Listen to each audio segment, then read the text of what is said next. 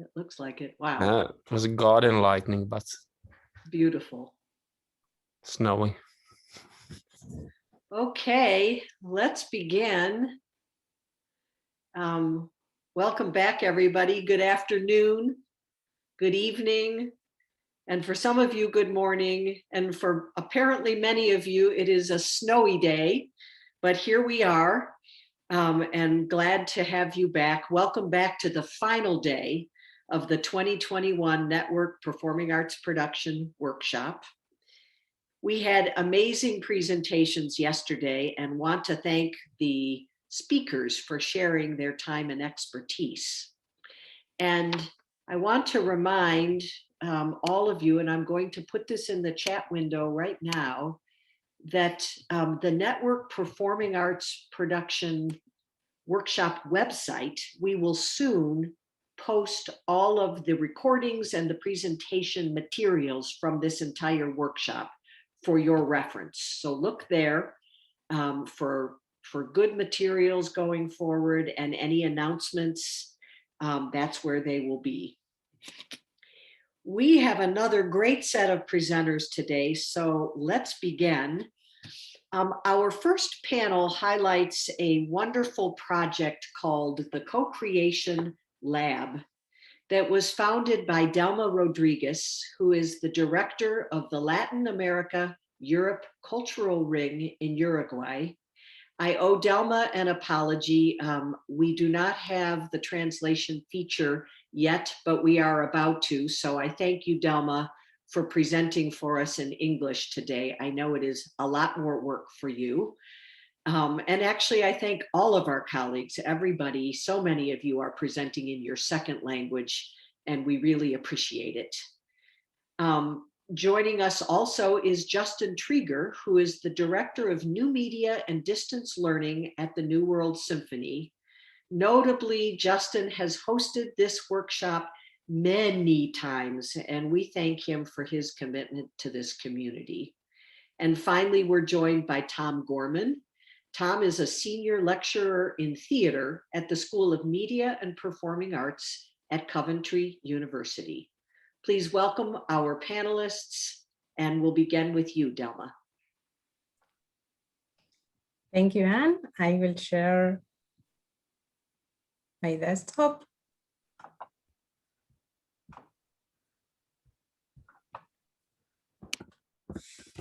Can you see the presentation? Yes, we can. Are you ready? I think we are. Yeah, we're ready. We have a script. But before we continue, I'd like to ask the audience if you know the story of the Three Little Pigs. Well, Tom, before we get too far, let's just point out that this is a metaphor, and Delma, you and I are not actually the little pigs in this conversation, but I believe there is a big bad wolf that we're going to talk about. Yeah, it is a requirement that you know this story before we do this talk, though. Yes, exactly, Tom and Justin. It's a requirement because our title is Non-Scholar Talk with Tips to Become Creative in the Academic Life. We were inspired to make this ludic talk in the last exchange done with Anne Doyle.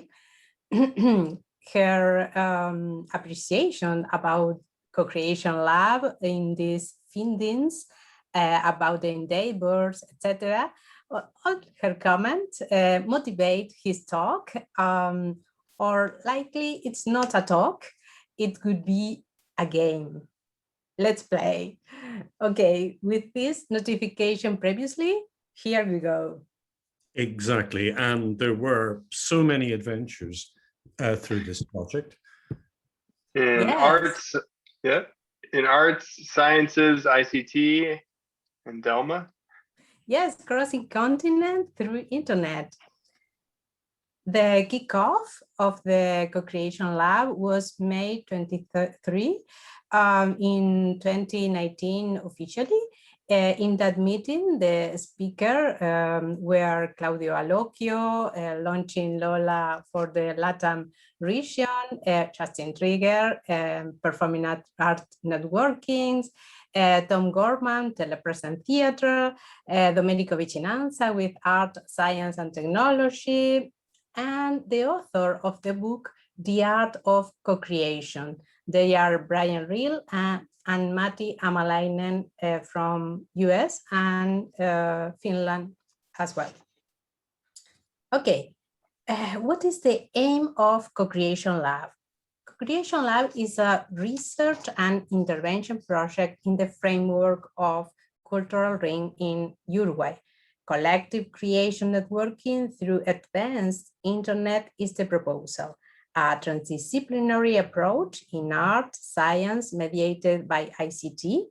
The lab for human and technology experimentation has a distributed modality where the participant or co-creators will connect live from different countries, regions, and continents. The features of the lab imply attractive and unexpected possibility into the collective intelligence and personal capabilities of all those motivated to create. Co-Creation Lab takes place in collaborative, local, and global scenarios provided by several academic networks. The lab offers the opportunity to participate in an innovative scenario with relevant international reference with past experience. Also, the lab will facilitate the development of, first, multicultural learning processes in the generation of new ideas projects, as well as, second, skills in ICT mediation in a fertile atmosphere of exchange. To sum up, our motto is Co-Creation Lab invites you to do something new through networking. Next one slide, yes. In this slide, you can see the action plan and 2019 agenda in the managing project. For instance, in the global call, we received 87 applications from 4 continents. And finally, for the kickoff, we gathered 40 potential co-creators in art, science, technology, and society fields. We developed this exact plan with 5 sections: teams, toolkit, meeting points, prototypes, rehearsals, to acting on stage. Also, there were 3 main training encounters on May and September. In these labs, from May to September, the co-creators had the opportunity to make the co-creation experience. And important detail in the graph, it's a rope going to the other side in the next year. It means to continue in prospective way. In this slide called Where Are We, or Where Were We in 2019, and the next one slide depict with details where the lab people came from or connect to the lab or the experience. Lab people implies or includes co-creators, staff, collaborators, advisor, etc. I don't know if Tom or Justin want to comment something or continue in this. I think continue. We'll comment, I think, a little bit later. Okay. Okay. The second one is the visual concept of the project with an organizational graph. Please keep attention on the symbols and colors related to each one's role in the lab. For instance, we can identify the co-creator with a red color, or the speakers and advisors with green hexagons, or another one, advisor with yellow hexagons, collaborator, connectors, interpreters, co-creation lab team, etc.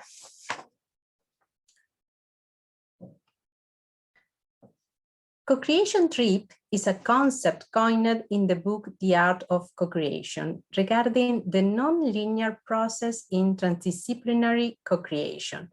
As you can see, the traveling between co-creators in red, the advisors green or yellow, collaborator, etc. About the co-creators, you can check the increasing participation. There was a natural selection in the amount of co-creators from 40 to 11. Also, you can see the participation of the rest of the lab in different moments of the process. After the training in the kickoff, the next activity was Brains on the Beach. It's a proposal in the book. I adapted that to the online environment, recreating a beach for the video conference meetings, giving the perception of a well-being way to the co-creators to motivate them the first exchange. It was useful to break the ice in multilingual communication and to include the first synchronous or asynchronous IT tools with translator bots and simultaneous interpretation as well. The co-creators could see the other participants in their home environment, sharing the pets, etc. A lot of anecdotes regarding that. Meanwhile, the time advanced in the process, we collected 11 ideas with a transdisciplinary approach, generating associations between the co-creators that made the contributions, etc. A lot of interactions.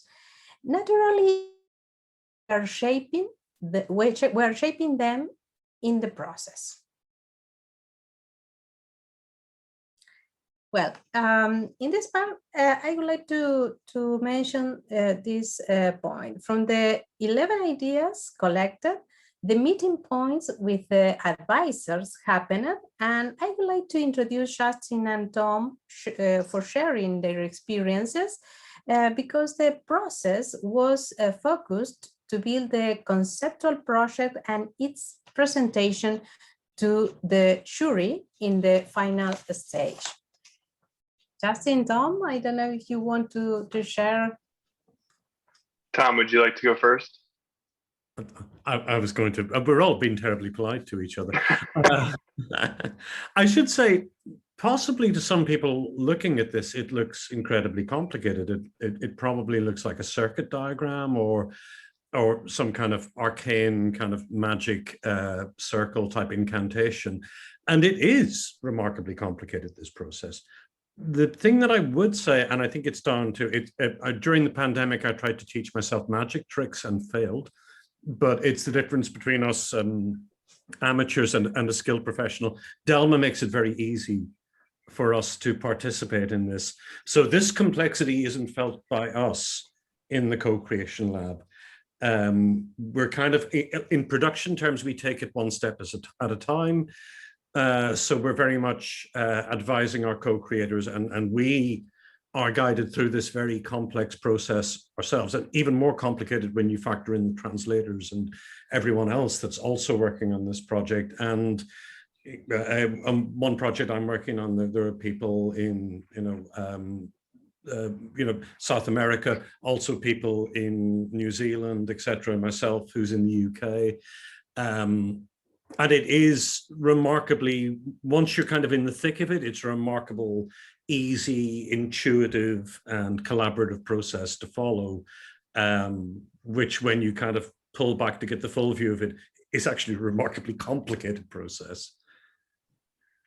Yeah, I definitely would agree. And I think what the co-creation lab demonstrates in a way that perhaps is superior to a lot of projects and collaborations that I've been a part of is exactly what you said. As far as participants, we are only given as much as we need to be there and to do the job that we have to do. And all of our concerns and expectations are clearly established and met along the way.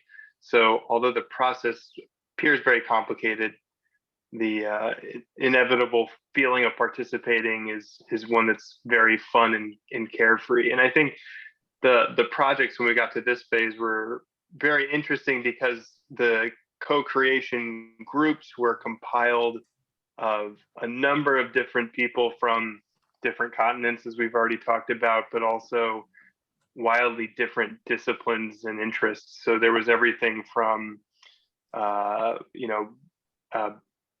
biomedical research, I think, to a high voltage artist in one sense, and then more traditional performing arts folks representing. So the projects were very, very creative in their approach to actually coming up with this conceptual design that Tom was going to talk more about in a little bit. But it was a nice melting pot experience, and was really just a joy to see how all of these different people with their different interests came together and tried to make something together.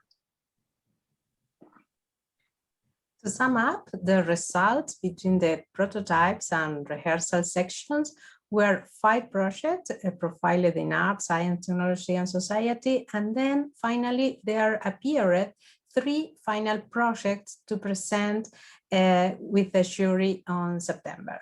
The process were about, for instance, an artistic telematic event about the birds' migration and how electricity towers disoriented them, or another one project was about bioma and microscope life at home, connected dance, etc. The last one project was about the design to create an interactive game in art and science for a museum. Very well.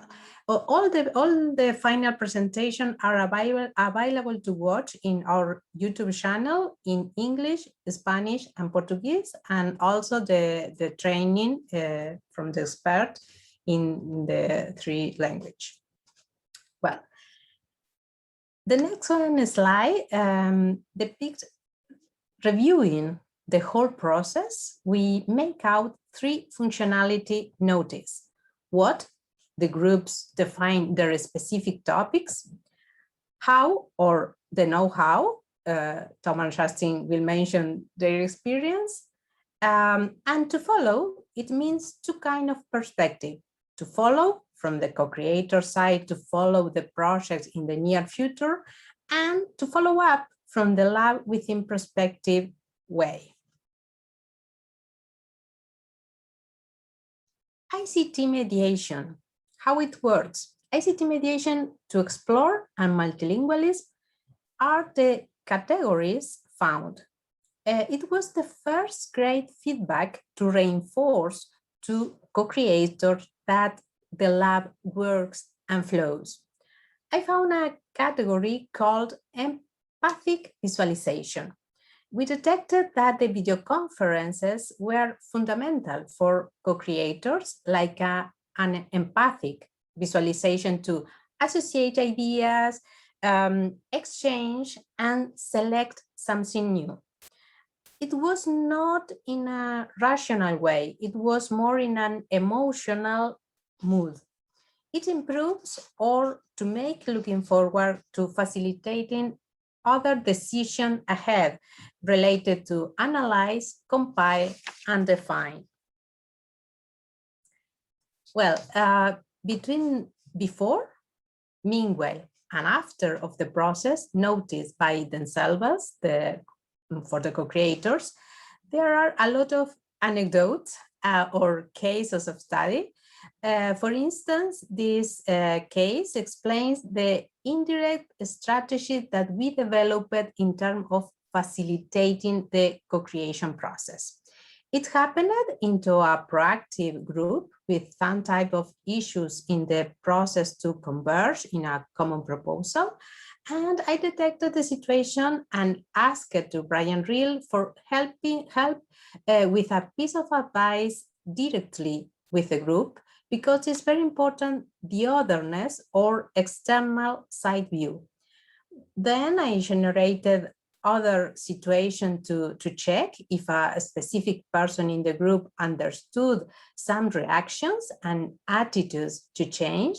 And together with the co-creator involved, who asked me where the problem was, it allows me to explain to her or him some fossilized reaction in the process. I pointed out where there was the permanent blocked situation, the value of Brian Real intervention, and a role of facilitator for helping the group. The co-creator said, I've not noticed that, thanks, etc. After that response, the group flowed very well, and they reached the goal.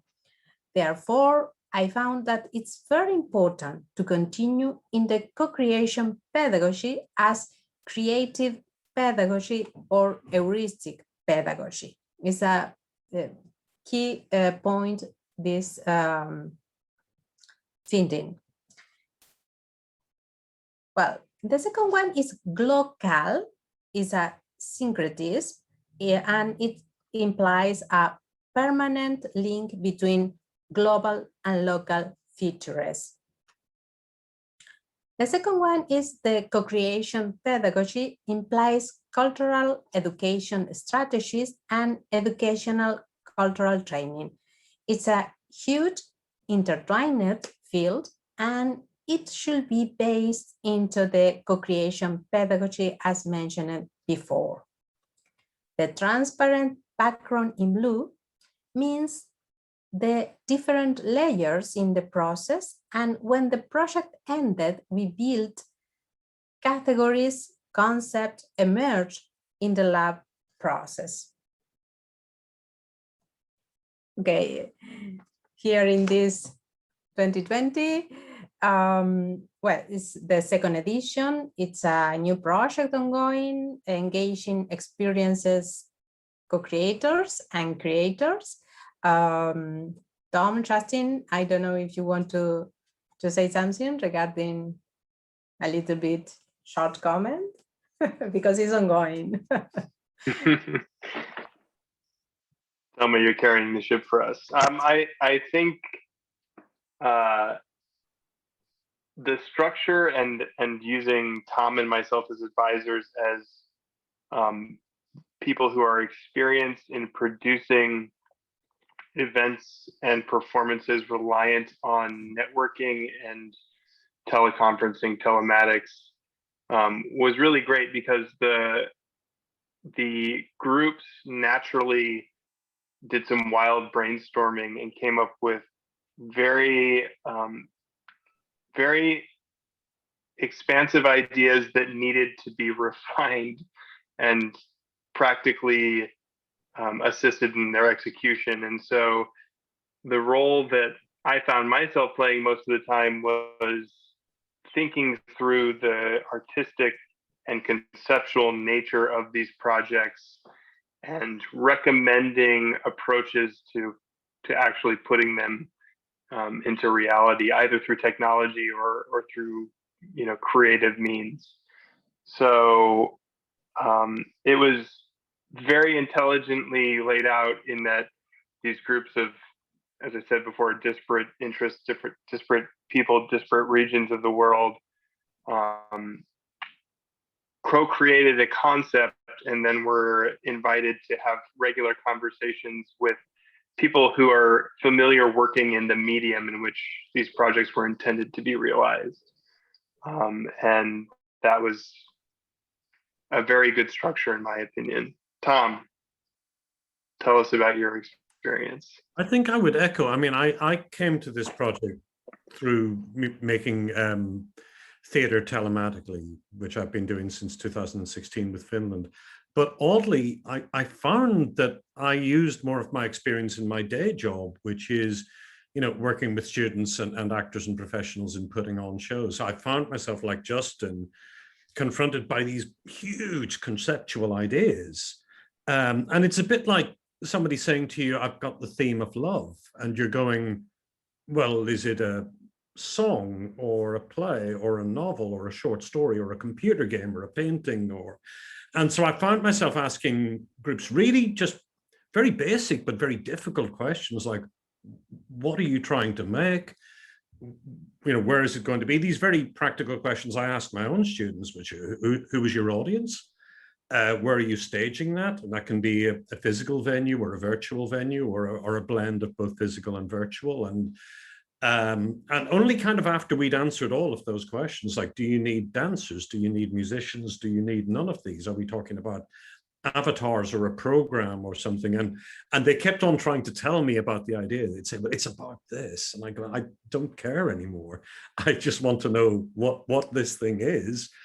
And you've defined the theme. You've got a great theme. You've got something that's about something, and it's fascinating. And the way you've linked arts and sciences together is absolutely fascinating. But I need to know if I eat it or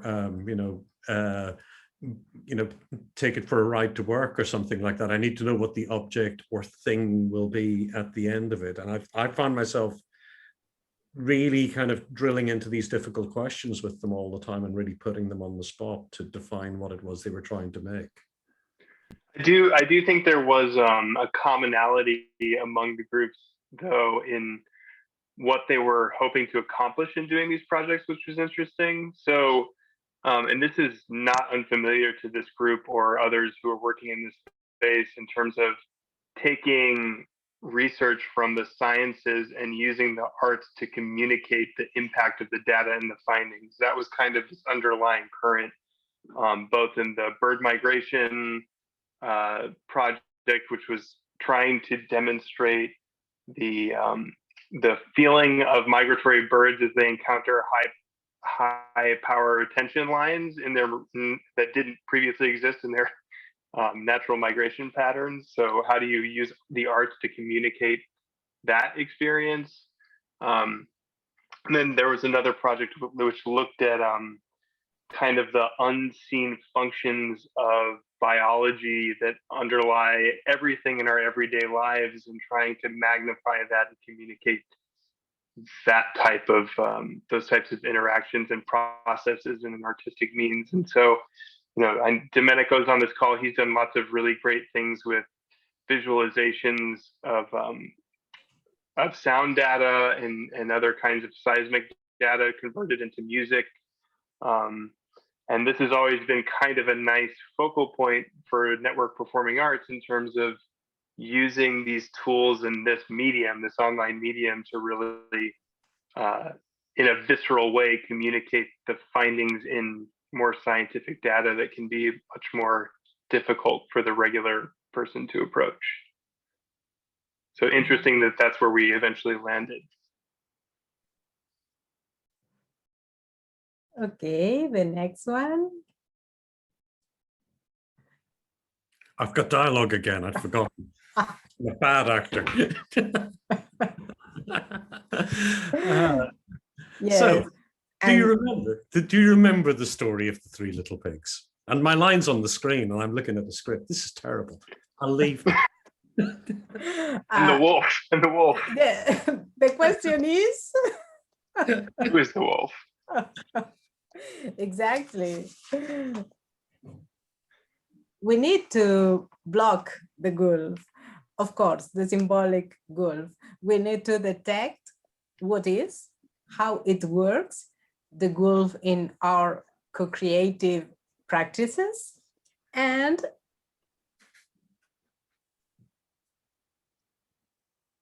Tom, you go first. These are our lines, Justin. Everything that kills the creativity and co-creativity as well. Yes. Okay, moraleja or lesson learned, according to the story, the Three Little Pigs. Which are the best materials to build the co-creation house with? Yes.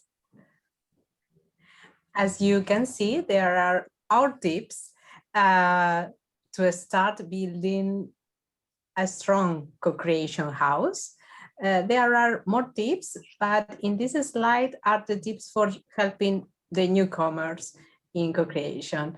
It's a summary that we mentioned before: natural selection, about free association and clear step in the process, the perception that the co-creators, that there were not external obstacles, enriched idea environment, multiple advisors, expanded environment to express the self. For instance, I don't know if Tom or Justin want to mention the farm, because one of the co-creators connected from her farm.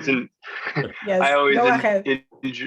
I always enjoy this reference because I live in Miami, as most of you know, and have wild chickens all around my house. So whenever someone mentions someone on a video conference with farm noises, I assume it's me. But in this case, this was Delma, you have to remind me which country, but one of the co-creators was stationed on a rural farm in South America. And it just was a very demonstrative contrast against some of the other participants who were at higher education institutions and in very institutional environments. So it was a nice mix. Yes, the connection from we hour for the different time zone, for instance, from New Zealand, or include the body because there were dancers in the lab, etc. Pieces of advice for the groups, there were very important: the bound, common conversion, the solidarity, etc. The findings, but the findings together, the challenge in the near future, looking forward final results, the process, direct and indirect strategies, mainly facilities to learn and notice by themselves, the co-creators, and the permanent feedback. Last but not least, balance with frustrations, because it's very complicated in some moment, the interaction, and above all, to converge in a common goal. Okay, what is the moraleja or lesson learned? Yes. The wolf is blocked. And perhaps one of the ways of blocking the wolf is to use some of these tips that Delma mentioned in the previous slide. And so hopefully that can block the metaphorical wolf. Yes, the wolf should be blocked or at least controlled in whatever co-creation process that you develop. And I would like to get back to the beginning of the presentation to ask again, where are we? Okay, in terms of the field that we are making. And yeah, we're in the e-culture field, and we'd like to share this quote from Anne Doyle, who of course everyone knows here, about how we can learn together in e-culture. I'm going to hand the quote to Justin too. This is much easier because if folks couldn't tell, I'm forced to be on my phone at the moment due to an internet outage, and I can't look at my script and the slides at the same time. So this is helpful. So how can we learn together, says Anne Doyle. There's a great and wonderful irony. In my opinion, the most amazing innovations in technology are in this field, but it's not about the technology. It's about sharing culture, sharing music, dance and theater and art, inventing the future. Yes, Anne received an e-culture award in category trajectory. The quote is clear and has the vision of e-culture.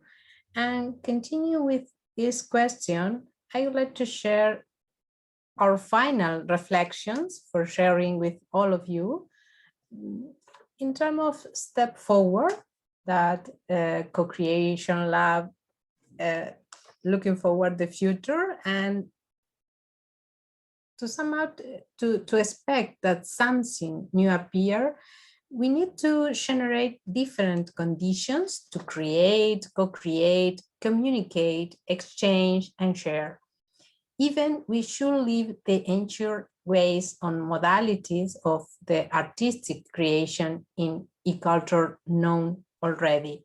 We need to reshape and focus on ethic, good practices, methodologies, and co-creation pedagogies, future e-culture. Okay, thank you.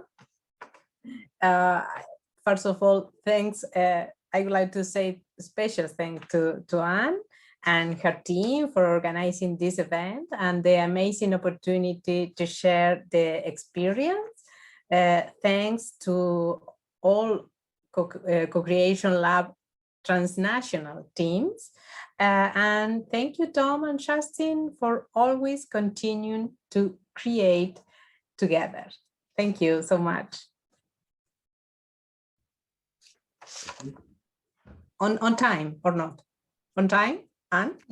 Close. I think we're a little early, but Yeah, no, you are on time, and we actually have time for a question that I wanted to ask you, Delma, and as panelists. First of all, I want to say thank you. What a wonderful presentation, but also with some nice humor and a little bit of theater. Tom, only a little bit. I was saying a very little bit. One of the questions I wanted to ask you, an observation that Justin made the other day, is that, Delma, you have involved people at the edges of the network. For instance, Lucia Vandenberg, a farmer from Uruguay, was involved in one of the co-creation projects. What have you learned about how to do these projects over rural and home broadband? And it's a question to all of you, because as we grapple with the digital divide, as we look to the future to keep involving people that we've learned to involve this past year during COVID, help us think about this. What have you learned about involving people at the edges of the network? Mainly the motivation, because in the case of Lucia that you met last week, she connected from the institution firstly, and then when the group followed with a lot of activity, etc., well, she needs connect from whatever place. What is my place is my farm. And I think that the bound that I mentioned in this slide, the bound, it's very important to concentrate the force of the group and to motivate a lot in whatever place and whatever moment that the group need to solve the problem or the situation or the topic or how to make something, etc. It's not a technological response, because it's a human interaction.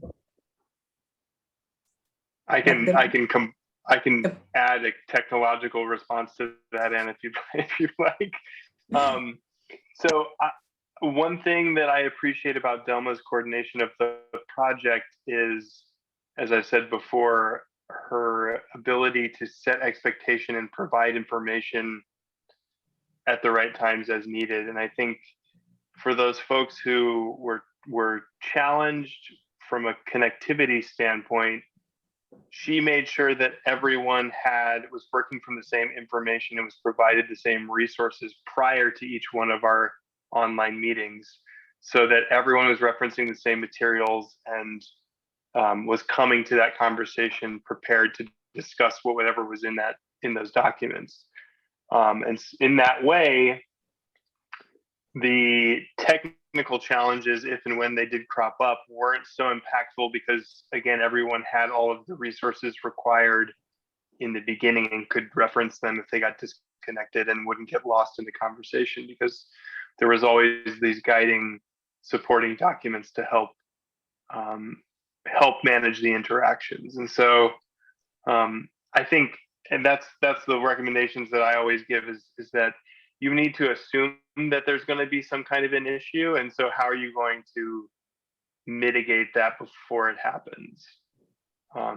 and just, thoughtful planning agendas and documentation and resources that are distributed ahead of time go a long way in mitigating those technical impacts.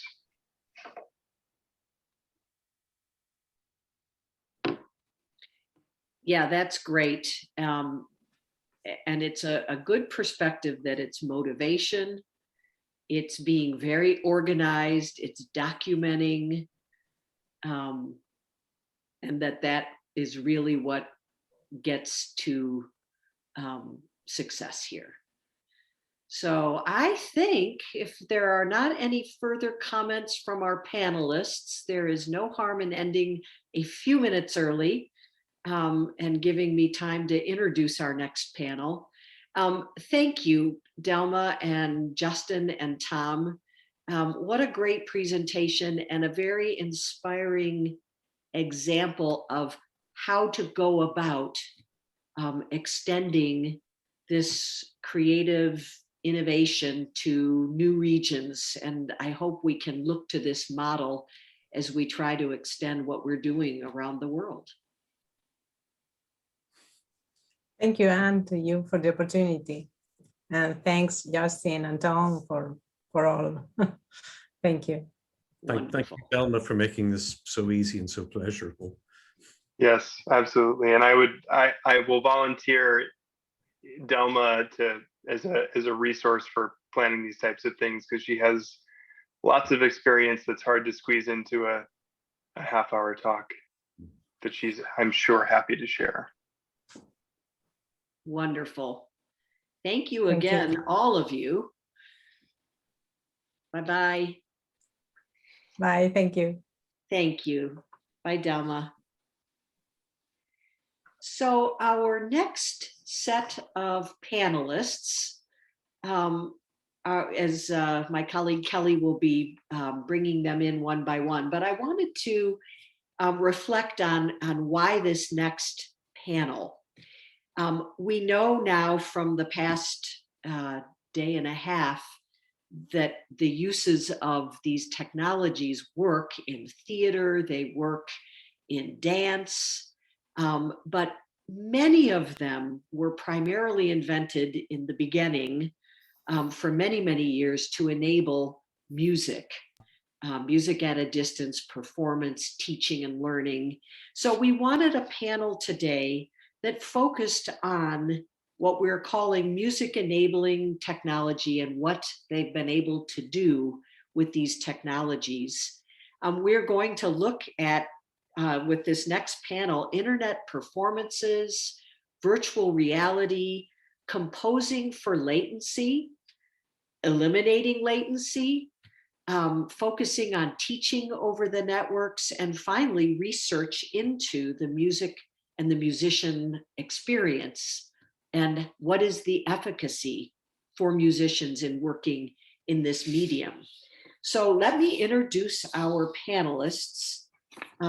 Jesper Andersen, and maybe Jesper you can wave, is the Associate Professor and Head of Tonmeister Studies at the Royal Danish Academy of Music. Notably, Jesper and the Royal Danish Academy were a prior workshop host, and we had a wonderful workshop there. So Jesper brings quite a bit of experience to the table. Rob Hamilton, and Rob, you can, yep, wonderful, is Associate Professor of Arts at Rensselaer Polytechnic Institute and was very involved in planning the 2020 workshop that had to be canceled due to COVID, but we're going to give him a gold star as a workshop host with the best of intentions.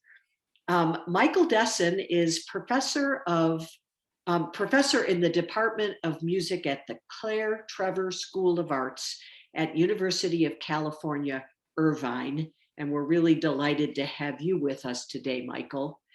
And finally, Tanya Lisboa is Research Fellow in Performance Science at the Royal College of Music, London.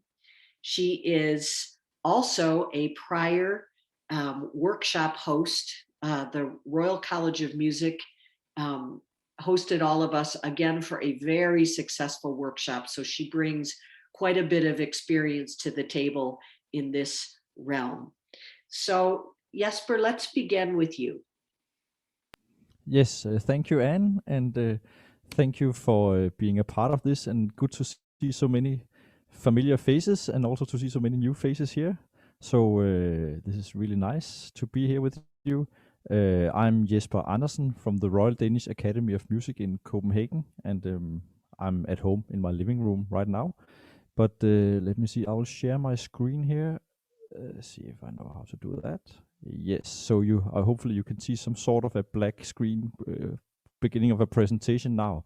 Yes. So what I would like to do from my standing point as actually as a sound engineer and teacher of sound engineering, but also a technologist and organizer of the distance learning facilities and activities here in Copenhagen. We have had those for about 10 years. And we just yesterday had our session number 865. So we've done a lot of master classes and a lot of things here. So I have a lot of practical experience with especially distance learning, but also some with distance performance. But before we move into this panel, I actually thought it would be nice if I try to give some sort of an overview of the different types of activities that we can actually think of when we talk about distance performance and distance learning. And these are just my own terms I have come up with, thinking about sort of the spectrum of different activities we work within. And I think for those people that are new to these areas, it might be a good idea to consider where are you on this spectrum, or where would you like to be, and maybe even get inspired by it. I think there's an old tradition of best practice in distance learning and distance performance. People always said that we should not let the technology dictate what the activities we're doing. We need to start with the activity, the music or the project, whatever project we want to do, and then we need to solve it with the technology. But I think it's also fair to try to move it the other way around and say, okay, we can embrace the technology and be inspired by what it can, also be inspired by the limitations, and actually take that as a starting point to create some sort of a distance performance. So I have some different headlines here. Presentation, what we're doing right now, a Zoom presentation, education, live streaming, virtual offstage musician, distance performance, distance work. I think that's a network work. I don't know if that is a word even, but now it is. So we will send it into the dictionaries of distance performance. And to start with this, the area of a presentation, which many people would say is sort of the most simple thing of having a network presence with each other. It's many people communicating with many people, like we're doing now, and we have all learned this in the last 14 months, or how long it has been soon. But still, I want to say that we should not underestimate how difficult it actually can be to do this.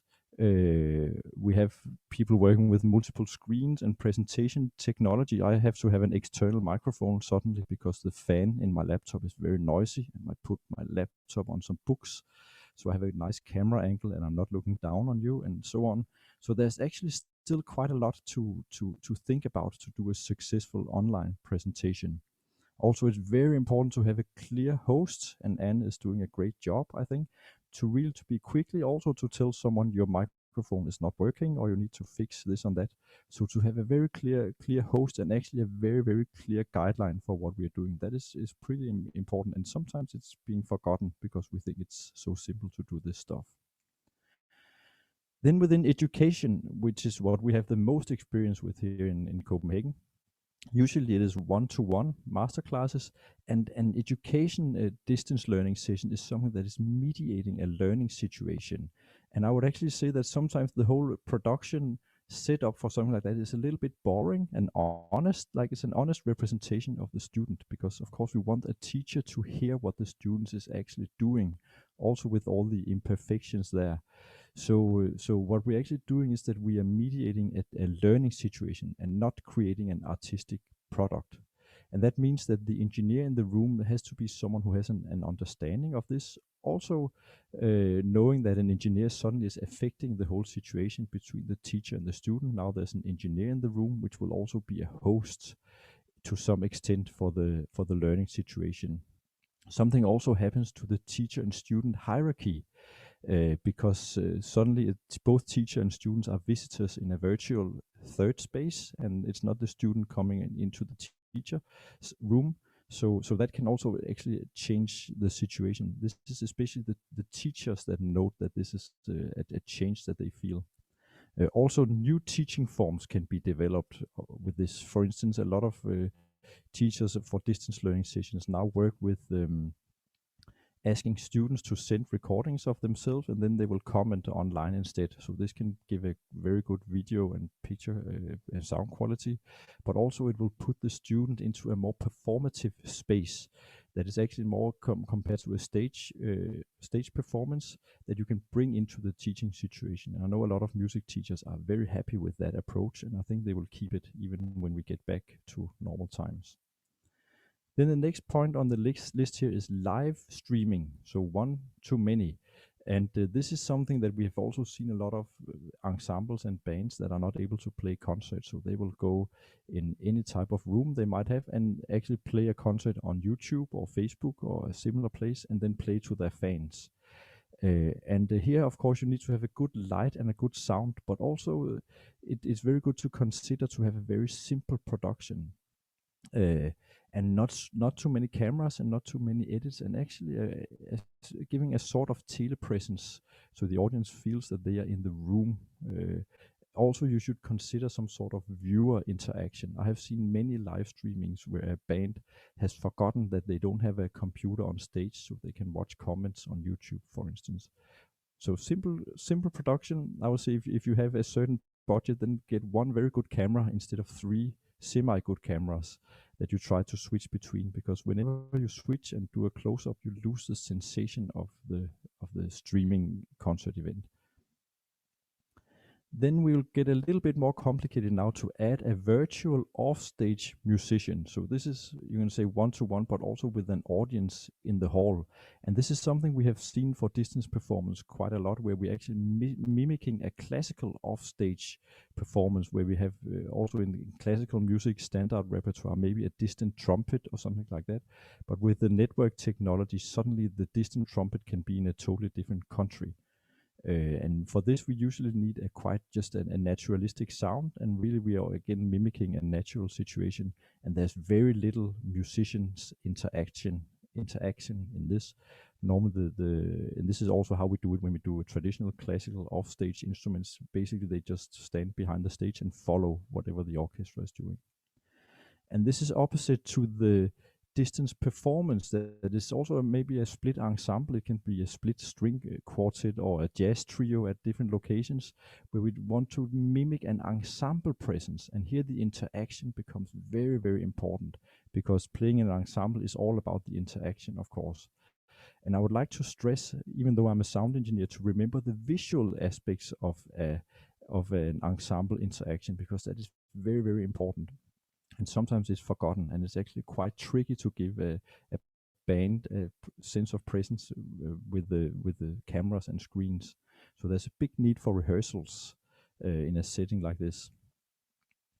Then there's this aspect of something that is a distance work, which can be from many people to many people. Some sort of a performance that is created for the network and embracing the technology, where even the technology can co-create the piece. There's still a sense of place, and also usually this will be synchronous, but it is something where you can say that this is normally not something you would do outside of the network and make an acoustic performance. It's something that where the network is an integrated part of the art.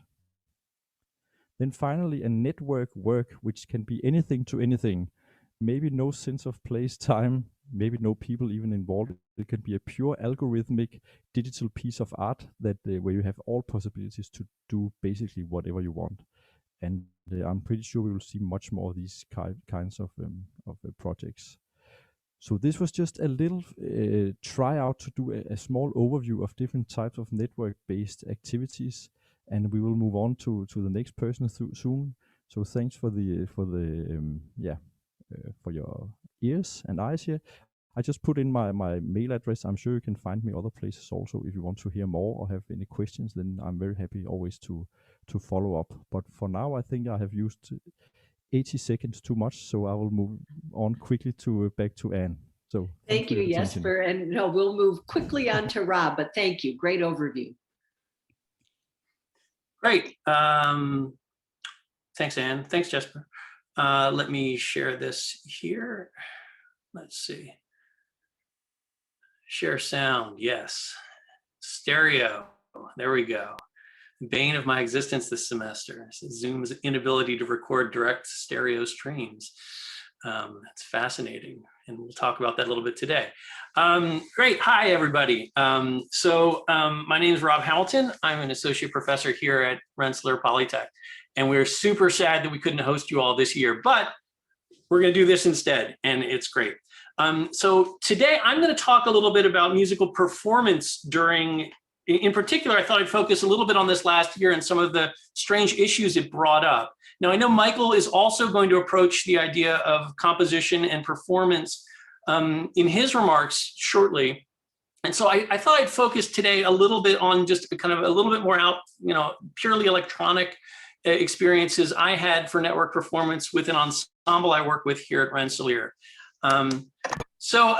This is an ensemble called Ensemble Nonlinear. And as such, we have many approaches to making electronic music. And typically we leverage local area networks extensively in our work. It's a class of undergraduates and graduate students. We do multi-channel 8+, ambisonic or just, panned multi-channel performance. We write software, we compose music, with the idea of using computers as instruments, as performance environments. We use virtual reality, an infrastructure built around Raspberry Pis. In particular, these client-server configurations where one machine is doing a lot of heavy lifting and we have a lot of light clients. So multi-channel audio servers written in programming languages like Chuck, Pure Data, processing. Environments built using the Unreal Engine, Unity, so game engine technologies, virtual reality systems, all enabling performers to connect over local networks. Now, in 2021, we had a lot of really, great goals for this year. In particular, I've done a lot of work with virtual reality instruments over the last few years. In particular, a project called Quartet, where I built a series of VR stringed instruments, a series of environments within which network performers would exist, could see one another, in this case, playing a string quartet within virtual reality. This is where I thought I was going to be spending my time this year with my students. Well, that didn't really happen the way we thought, right? So instead, we kind of ended up in a strange situation where students were blown to the winds. Students were spread across home networks, mobile networks. I had a student who would attend class from Starbucks in a parking lot, right? So our networking infrastructure became fractured beyond expectation. So pieces like this is a client server piece using a processing front end and a Chuck back end where students would send UDP packets from their interfaces to my server, and then audio would be pushed back to them as well as visuals over Zoom. We'll see a little bit more about that in a second. So our expectations were not what we thought.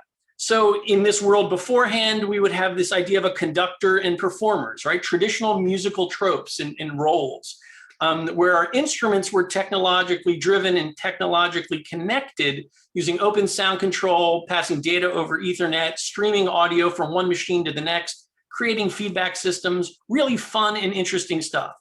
So in kind of our typical situation, right? A ring of performers around the audience, visual displays in the room, multiple channels of audio. Well, of course, that all gets shot to hell. I think that's the technical term that we've all embraced this year. So when we push everyone out into the world, so to speak, we're all suddenly faced with these strange issues, and we all know them now, right? We've all been dealing with this. Everyone's distant, so communication is already more difficult. Students are dealing with multiple operating systems, different kinds of computers, different kinds of software, unreliable home networks, sometimes where students have access to their systems, sometimes not. Wi-Fi, mobile connections, right? Who knows what's happening? So things have become really difficult.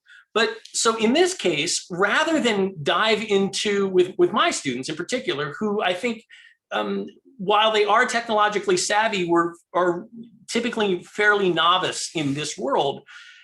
We settled on this situation, this framework that kind of worked pretty well. I actually just wrapped up the final class right before this. So students would connect to software running on my home machine, me at home, and my high speed but yet commodity network, using interfaces that we would create, sending data to my audio server, which was shared back to them over Zoom. So a stereo feed was then bussed out to my performers.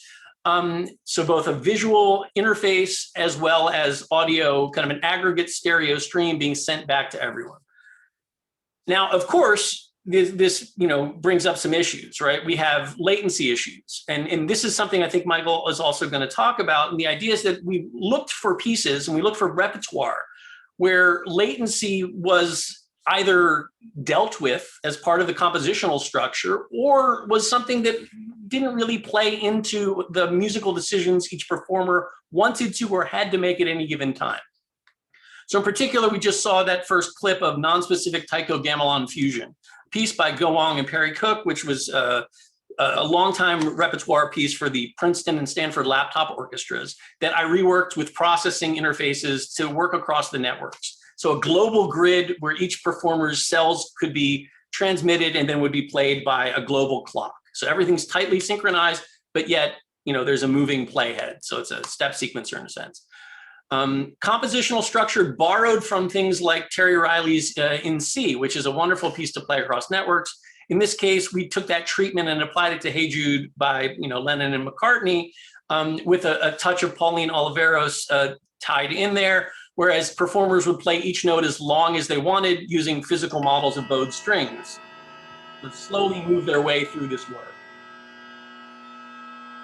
And just kind of in the last example, just a piece called Alone and Easy, which is a granular synthesis engine where performers would use a rudimentary and simple interface to see which keys they were playing to help them understand which sound was theirs in this stereo mix, which is by no means an ideal way to share this audio. So really simply, I'll just wrap this up. The problems that we all face in these cases, spatialization in this model became very difficult. The latencies that we dealt with were unreliable. Operating system issues, remote support and maintenance is a nightmare, especially if you don't have significant teaching staff.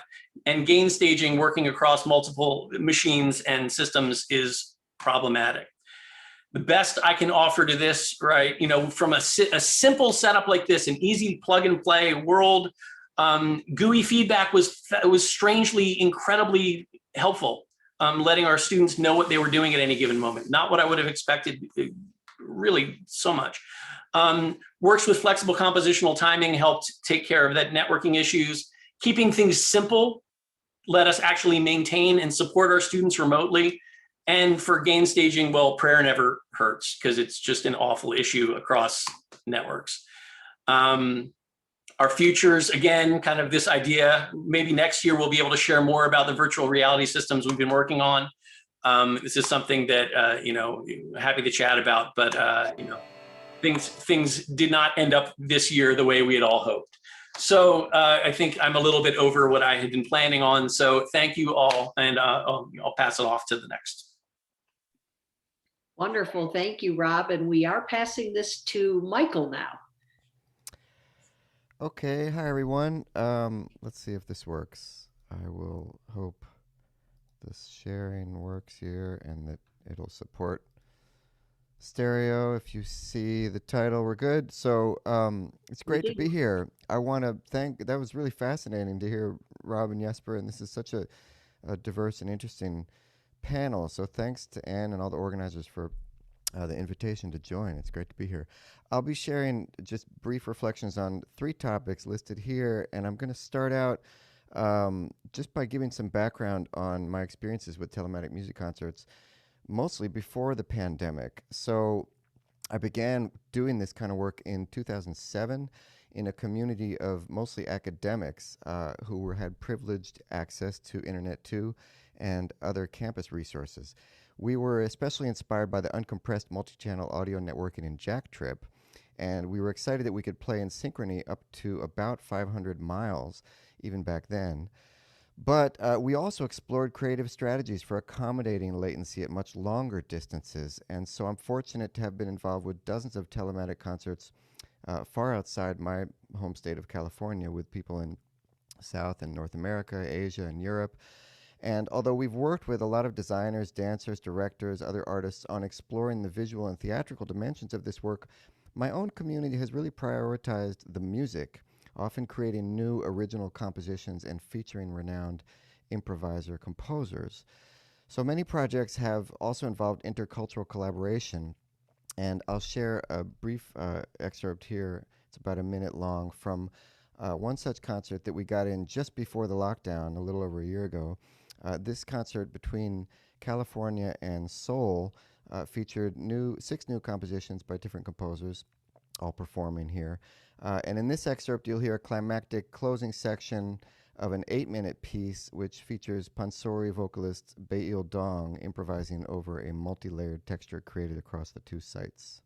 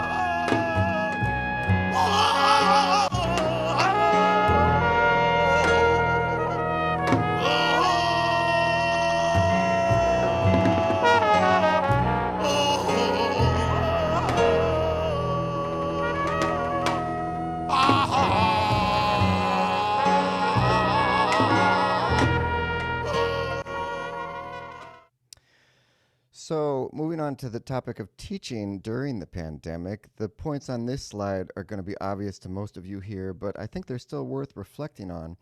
Many of us were accustomed to producing concerts like this on high-speed networks, linking groups of musicians and multiple in-person audiences.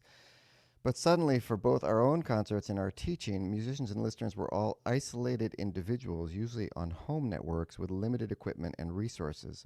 So my focus over the past year has been largely on helping small chamber groups in my own music department play together in real time. And I'm grateful for all the silver linings of the pandemic for our field, which include vast expansions in software and collective knowledge, as well as the resilience and creativity I've seen in many students and faculty.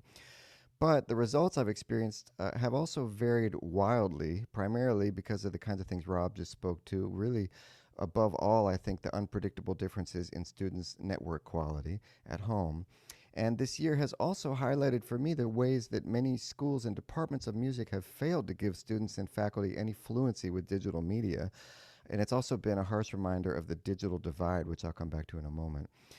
Even so, it's been inspiring to see networked music evolve so quickly. So here's an example from the positive end of the spectrum. This is an excerpt from a recent student ensemble concert in my department.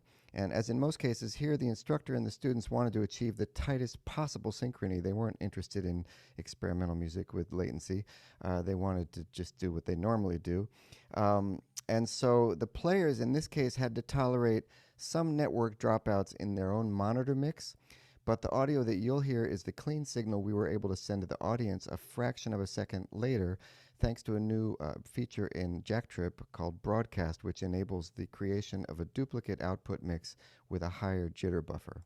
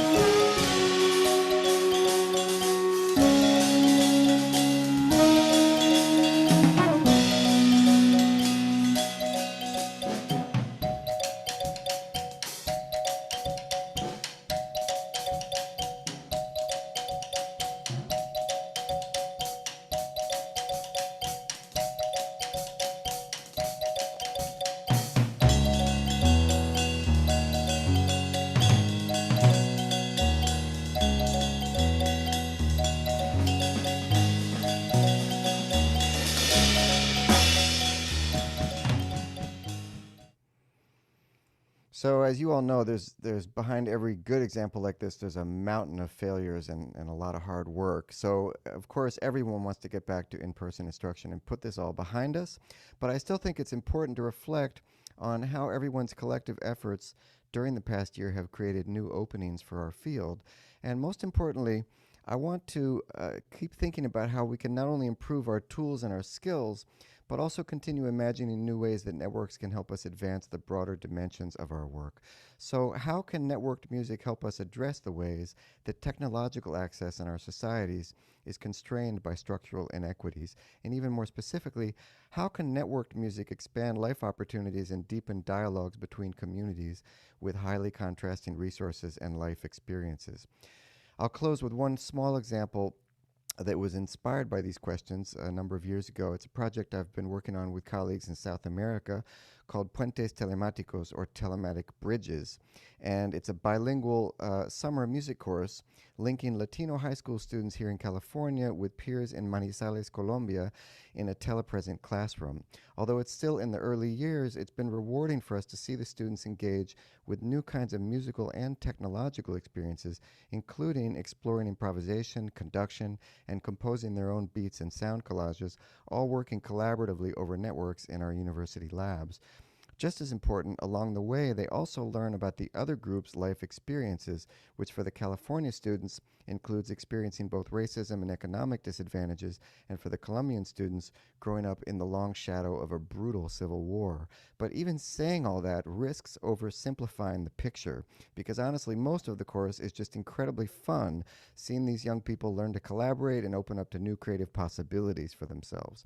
This and many other artistic educational projects I've seen over recent years have left me hopeful for the future, reminding me that what many of us seek in networked music making is not about the spectacle of advanced technology, but about the potentials of musical community. So there, I'll stop and pass it on to Tanya. Thanks so much.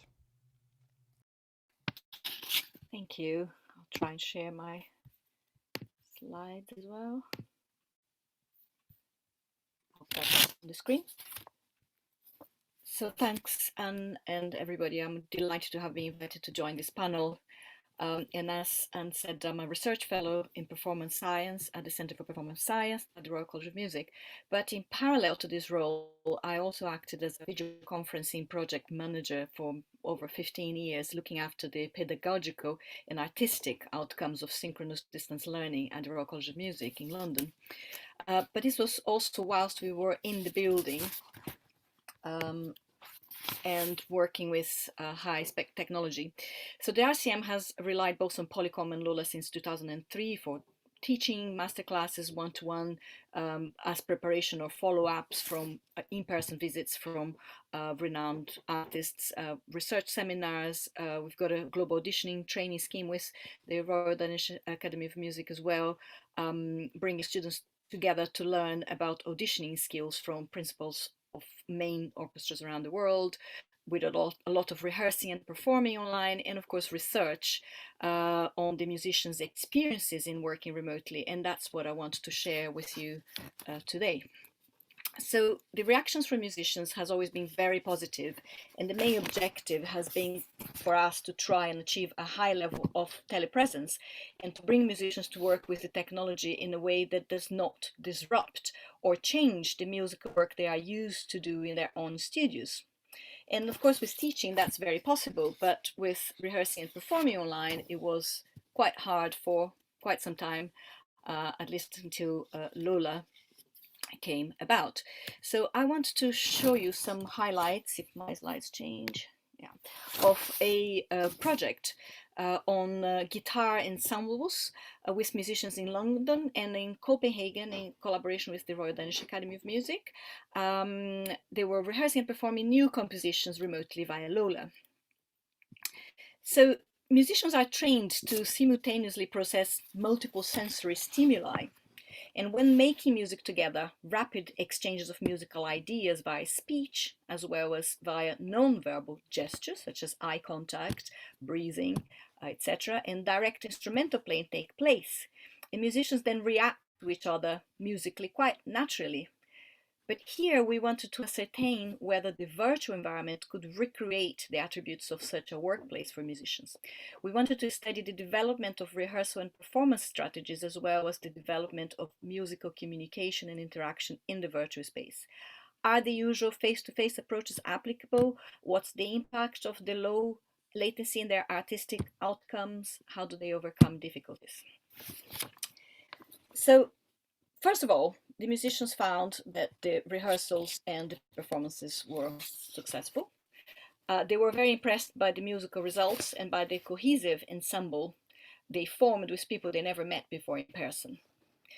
But there were adaptations as well as new rehearsal techniques that emerged in the process, and this has, of course, pedagogical implications for music educators. We are now immersed totally into a digital world, and we need to be fast in reviewing and updating the more traditional musical training provided by higher ed music. Social interaction in this ensemble developed through sharing their virtual new experiences rather than going out for a cup of coffee or a beer at the pub after the rehearsals. So it's a completely new experience here as well. And the musical communication also changed. When working face-to-face, musicians rely on breathing to start playing together, or the feeling of presence of the other musicians in the room, or on eye contact to communicate, but this was not totally possible in the virtual space. So musicians relied heavily on verbal communication. And this led to musicians learning new ways of interacting in an ensemble. They had to reflect deeper on what they wanted to achieve musically and come to the rehearsals well prepared to discuss this in words. So here are some of what the musicians said. I think the non-verbal conversation is the most tricky thing. Or if someone had a nice idea, we would discuss it. We would talk a lot more. Now, to discuss musical ideas, of course, students needed to go further than relying on what we call procedural knowledge, the feelings and the reactions without thinking too much to react to others' musical ideas. But here they needed to rely more on their declarative knowledge to go deeper into their musical decisions and intentions and elaborate on it, to explain and to project that to others, which is quite difficult artistically, but also incredibly important pedagogically. They also had to make some adjustments to their musical approach, as for example, to compensate for minute degrees of latency, which in fast, complex pieces can slow tempo down. So you can see I was almost waiting for the reactions, playing a tiny bit ahead. And here's a list of the measures employed by those musicians. Now, whilst you read this, I'm going to say that it's important to notice, as was mentioned yesterday, that natural latency also occurs within concert halls, and overcoming this depends on the musician's overall performance experience, and that was no different in the virtual space. Now, turning to COVID-19 and working with home setups, which is a completely different story. We know that the enforced social isolation and the prohibition of musicking, such as live group singing, for example, has led to a complete turn in general musical education. And although online learning is not new, the need to operate solely digitally has caused considerable disruptions to practice for many music educators, as the higher ed policy panel brought up yesterday in this workshop. And I think a distinction needs to be made here between planned online experiences and emergency online teaching, which we all had to do recently. So I'm going to show you some, again, recent research done during the pandemic, which highlighted teachers' responses to the crisis in order to make sense of the new normal in musical education.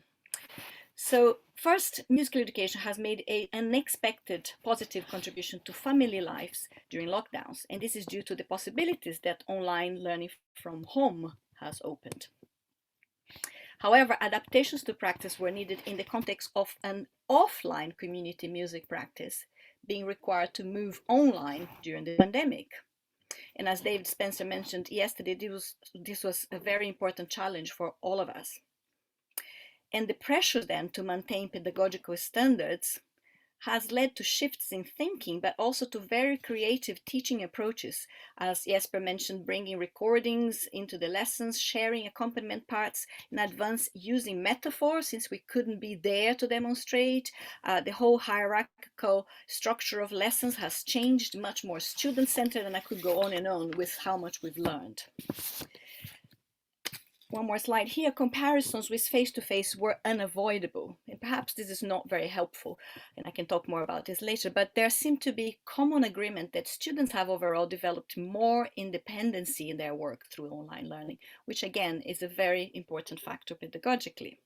There was also an important call for institutions to mobilize the necessary resources and training to the workforce. And lastly, teachers reported a list of multi-stressors in remote teaching to remain pedagogically resilient, as Michael just mentioned as well, to respond to technological challenges, the digital poverty issues, parental involvement, parents in the lessons, inconsistent school management system, and so on. So my last slide is now just with questions, which we haven't answered, but looking to the future. How will we go beyond emergency online teaching and implement the refreshed delivered approaches of teaching when we are now back in the building working with various levels of technology? Can we design a more fulfilling online experiences that complement the practical face-to-face musical activities more effectively now that all members of staff have had this experience? How can we prepare staff and students for a global digital future, or invent the future, as Anne said in her quote was nicely put on today? So at the RCM, we are creating new modules for undergraduate, postgraduate levels. We are also engaging in a new initiative in which the Royal Danish Academy is also part of, called the Global Conservatoire, which is a consortium bringing together higher ed institutions to share a portfolio of online courses, and this can be part of the degrees of the students in any of these institutions. I'll stop here because I know I ran out of time, and my last slide just has some references if anybody is interested. Thank you very much. Wonderful. What an incredibly interesting panel of presentations.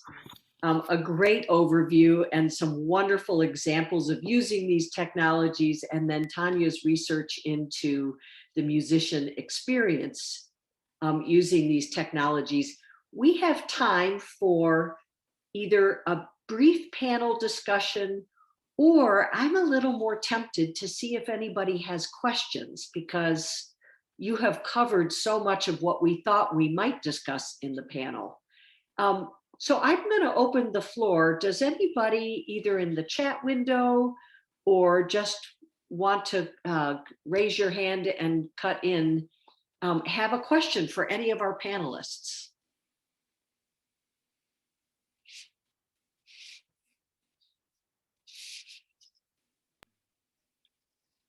I see.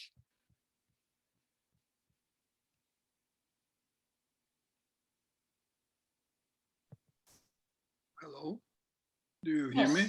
Yes, we can. Hello. I'm Ari Boman from Oslo. This has been a very interesting workshop. I think the combination of technology and this last panel, the substance of music, that's a very interesting thing, mainly because maybe music is one of the earliest birds in this field. But I wanted to mention a couple of things that we did here in Oslo in the 1970s. The satellites had come and they were declared the unifiers of mankind by communication. Now, would that be true? The point would be to try to test it. So we did some experiments, starting with music. And we started with chamber music in the labs of the university and the National Broadcasting and the telecommunication labs in Norway. Western chamber music broke down. It could not stand satellite transmissions. We then tried with jazz musicians. What they did, they were able to identify the latency and sometimes even the constancies of latency in the satellites. So they were able to develop rhythmical levels around what we call the specific rhythm of the satellite. we also had some experiments with Rasta musicians from Jamaica playing roots music, which also came out very well. Now, I think many of the things that have been mentioned on the technological side in the workshop, in a way, is the desire to eliminate latency, to get it into zero. Okay, we see that the actual world does not provide zero latencies, or there is a whole variety of how much you get. And if you really go in distance, you can't remove it totally either.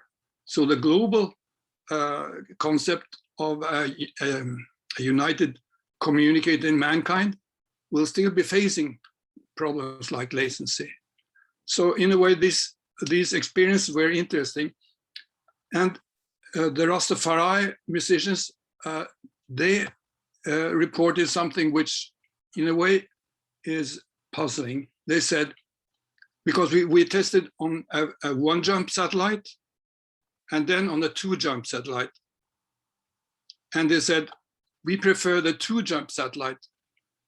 The more extensive delay was more compatible with their way of playing. By the way, by two satellites, you can join the whole world because you don't need more than 3 satellites in all. So by 2 of them, you will be able to select a trip that will reach the world. So really, these people were actually preferring a kind of delay which would be compatible with being global. Now, this was just a point I wanted to make, that maybe we are, at least for a while, and also to some extent permanently. And we found that we did some interviews with astronauts and cosmonauts in the 70s who reported about their communication and between Earth and Moon, which also were very indicative of how people, in a way, are able to deal with delays in their communication, even when that's of a vital nature. So I just wanted to, in a way, conclude by this comment by saying that we, in a way, we had to face a kind of dilemma between the direct contact and the technology and the ambition of being global. So that means that when we found that the non-Western cultural roots were more able to cope with the Western technology than the classical Western culture was in music, then it may indicate that there is a big cultural work related to the substance of the kind of culture that we're able to combine with the new technology. And now this Corona has thrown many cultural institutions into this digital world. Many of them have no more than a very traditional, I would call it, Western cultural ambition. Probably when we are going on with this work, we have to open this perspective about the kind of substance that can be combined with this technology. Thank you. And Ari, that's a very good closing comment, because as a panel, we really, there was some interesting exploration about working, composing with latency, about trying to eliminate latency, and somewhere in the middle, we have learned that some genres can work better with latency, others not. And so I thank you for sharing that reflection. And we unfortunately are out of time because we've got an incredible tutorial coming up that I know people are joining for. I want to thank all of our panelists, Jesper, Rob, Michael, and Tanya. I know my conversation with you last week was fascinating, and I so appreciate you taking the time to share all of your perspectives, which are clearly very thought-provoking, as we can see from our discussion here. Thank you all very, very much. Thank you, Anne. Thanks, Anne. And now we have an incredible opportunity. One of the things we've heard from many, many people this past year is, as people learned how to produce events using the internet and from their homes, they wanted to better understand how to stream and record events. And we got a lot of requests, and we got very lucky. We have a tutorial now for the next 45 minutes from somebody who is really an expert in this very realm of how to stream and record an event. Please welcome Konstantin Basika, postdoctoral research fellow at Stanford University. Konstantin, welcome. Hello, everyone. Can you hear me well? Yes, we can. Yes, Great. we can. Hello. Thank you so much for the invitation. Yeah, this is really amazing to be here with so many people, and I'm really happy to have the opportunity of sharing with you a few of the things that we've been doing for the past year here at Karma. So I'm gonna switch to a few slides here. Let's see. Here we go. And you can probably see that. Yeah, so I will focus in this tutorial mainly on live streaming, because recording is a little bit of an easier task. And as you'll see, the definition of live stream is broadcasting while recording. So a lot of the streaming platforms that people use actually make an automatic archive of that live stream. So we'll also touch a little bit on the recording part at the end, but we'll mostly talk about live streaming and kind of the architecture of that. Also, I will mostly talk about the context of live music performance for live streaming, but of course, this can be applied to any type of event. Yeah, so I've been working with Jacktrip for the past 11 years or so, doing many telematic concerts.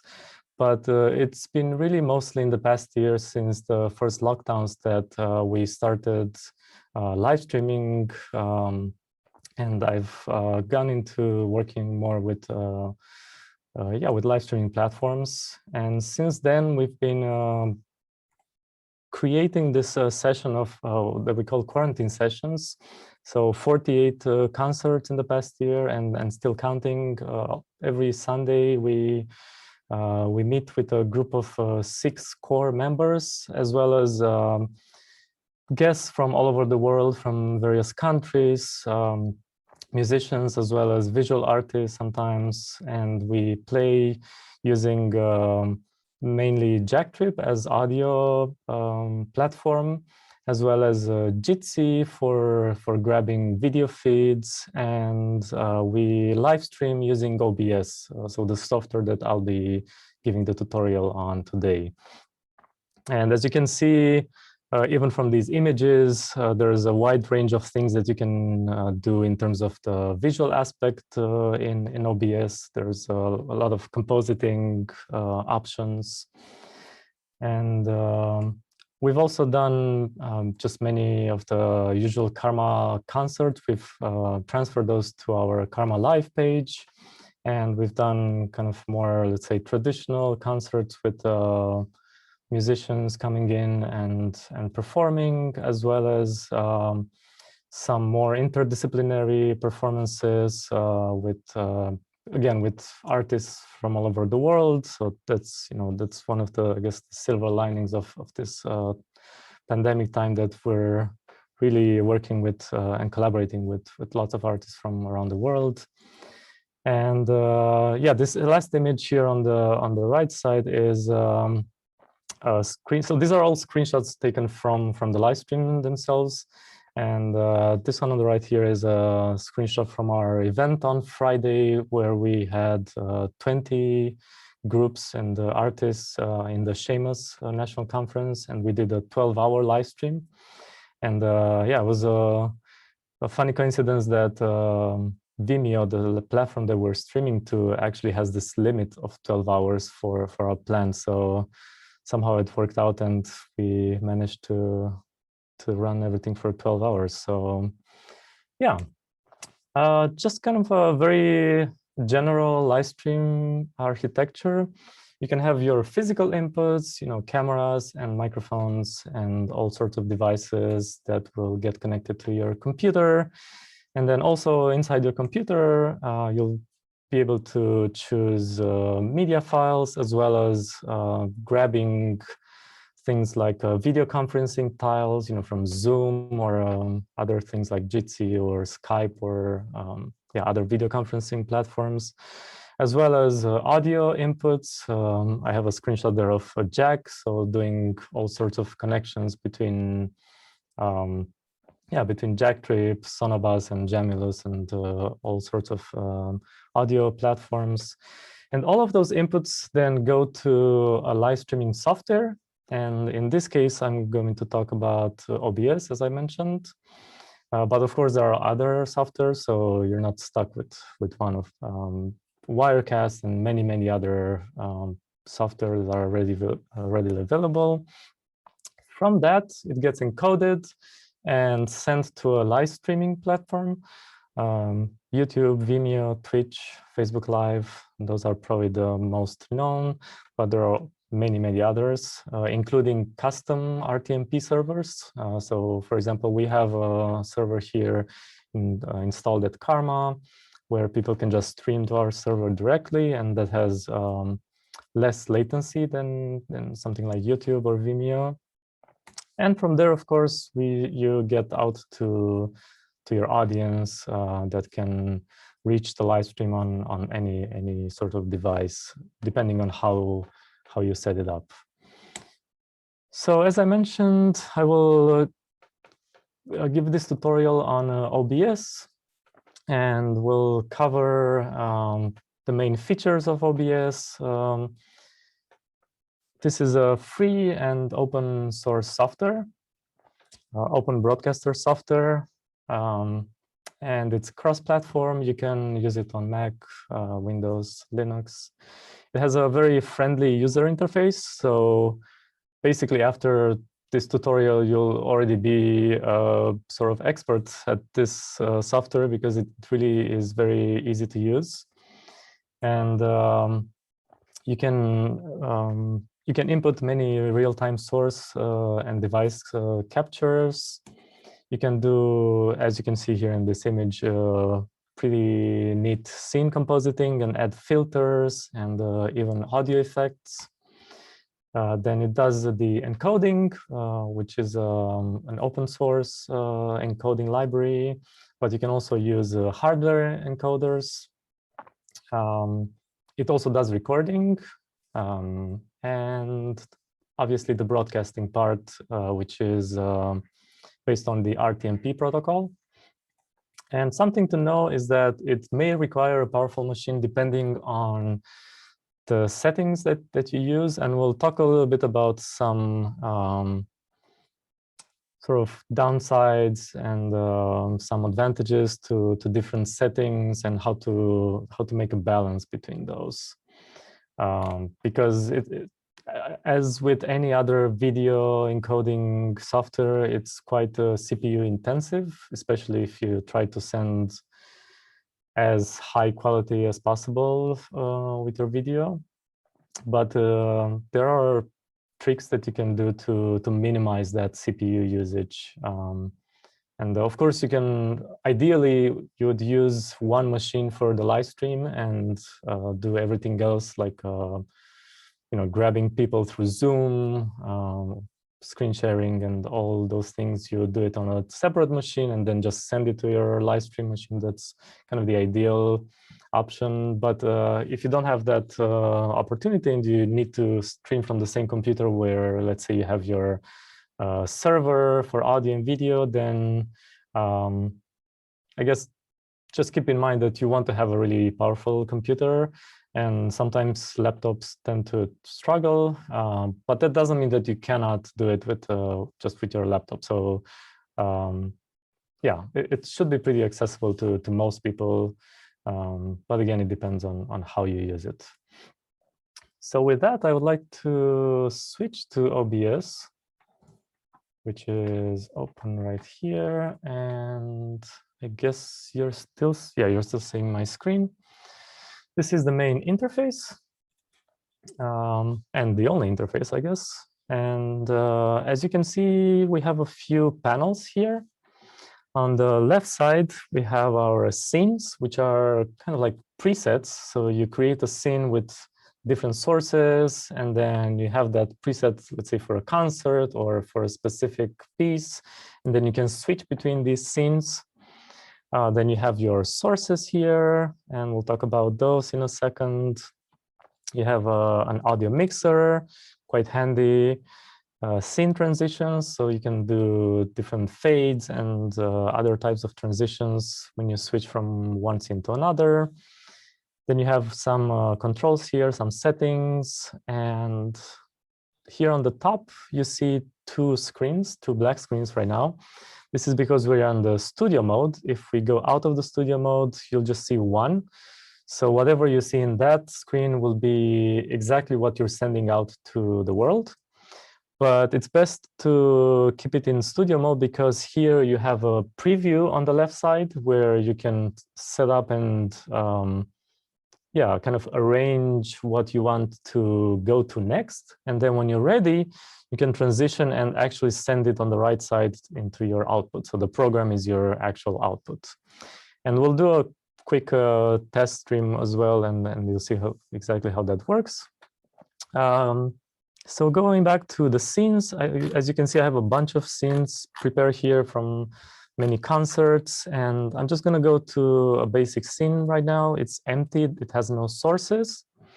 And let's add some sources. So we have all sorts of sources. I guess some of the main ones would be video capture device. So I'm going to add one of those. And now I can see here my webcam, for example. So I can select that, and then I see it here in my preview. As you can see, it's not going to the output yet. I'm not ready to do that, but I can do all sorts of transformations on this. I can full screen it. I can, if I right click, I can do many transformations like stretching to screen, centering, flipping horizontal, flipping vertical, rotating, and then if I go to edit transform, I can do even more transformations. I can position very precisely based on the pixels of my screen. I can crop, if you, for example, if you screen capture something from, let's say, a Zoom, and you want to crop out the interface from Zoom, you can just do that here. If you do 250, I just cropped it a bunch. And let's see some other things that we can add. So we have a video capture here.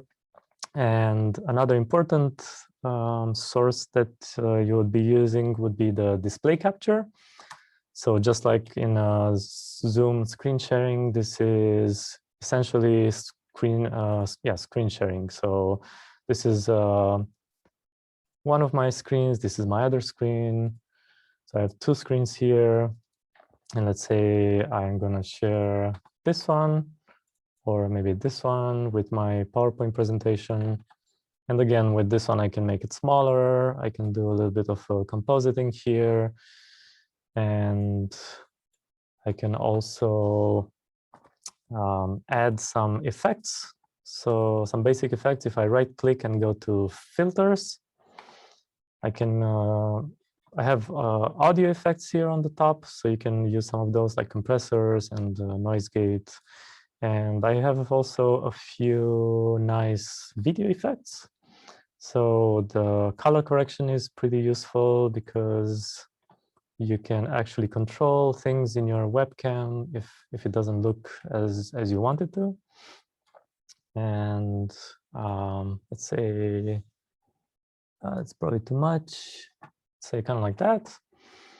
And other things to to do would be I can group things. So I can select these two and put them in a group, which is very handy in case I have, let's say, an ensemble and I want to group that ensemble. And then whenever I do something, it will apply to all the sources in the group. So one of the things I could do, for example, is hide and unhide the source with this kind of eye looking symbol here. I can hide it and unhide it. And I can also lock it. So if I lock it, I won't be able to move it around. Once I know that it's in the right place, I can just leave it there and lock it. And once I'm ready to show something into the live stream, then I would click on one of these transitions. So this is a basic one, just a fade. And then this here on the right side will be what I'm sending to the world. And obviously I'm not streaming right now, but we'll do that in a few minutes. Some other types of transitions, you can specify the time of the transition. So I can add a 10-second fade. I can add a fade to black. So let's say this one will fade to black. I can do just a basic cut, some more linear wipes and some more fun things you have here as transitions. And you can also do it manually. So let's say right now I'm showing these two sources, and the next thing I want to do is get rid of my screen. So I'm going to get rid of it here, and I can manually switch from showing both sources to showing just one, as you can see on the right side. And I can also go back manually. So that's pretty useful. And another very important source that you would be using is the window capture. So just like again, like in Zoom screen sharing, if you don't want to share your entire screen and you just want to share, let's say, the Zoom session, you can just select that. So you see here, I have a Zoom session and I'm just grabbing that and I can arrange it here, put it somewhere, and then I can transition and it will show it to the world. And as I mentioned, for example, here, I don't want to show the top part of the menu. So I'm gonna crop it maybe 50 pixels, which will get rid of that menu, and it looks pretty clean now. I can also get rid of the sides if I want to, but I won't do that right now. So, okay, so basically you're now ready to stream different sources. Again, you have many more sources here. You can add an image, so you can have something like an intro image to your event. That's always very helpful when you start an event, not to go directly to what's happening, but have some sort of intro image just in case. It's also helpful, to switch back to the image in case you have something to troubleshoot. So let's say you add here an image and you can browse for that image. And let's say this one is going to be, just have this one from the quarantine sessions. And I'm going to make it bigger here. So when I start my live stream, I'm just going to start with this. And then when I'm ready to go, I can hide it and then go to the actual event. You can also put this image, for example, I can copy it and put it in a different scene. So let's put it here. And then what you can do is you can, let's say, go out of the studio mode, and then you can just switch between these by clicking on the scenes. So this one is already prepared to just have the image, and the next one is prepared to show the performers. So I just click on that one, and it switches to directly. An even nicer way of working with this is going to the view in the menu here and going to multi-view. And here you get this interface that looks kind of like a broadcast, just like on TV, for example. So you have all your scenes here set up, and then you can preview them simultaneously. So you could have people prepared in each scene, for example, and then you can switch from one to another just by clicking on one of them. So that's a really, that's a really useful tool, just because you can visualize everyone at the same time and switch from one to another. All right, so what else do we have here? We have a media source, so you can add some sort of video, like fixed media file, if you have that prepared and you want to maybe mix it or switch from your live inputs to something that's more fixed. VLC is also just very similar to that. You also have a text, so you can add text directly in here. And a browser, a color source if you want to add some color in the background. So yeah, a lot of things. All right, so let's take a look at the next thing. Once you have your visual sources, let's take a look at the audio mixer now. So as you can see, I have a number of audio channels, and to add more or to specify what they are, I'm just going to go to the settings now and go to audio. And here you can select, different devices like physical audio interfaces or virtual audio servers like Soundflower, VB cable, jack router, and so on. And right now I have 2 set up already, ready to go, jack router and just Zoom.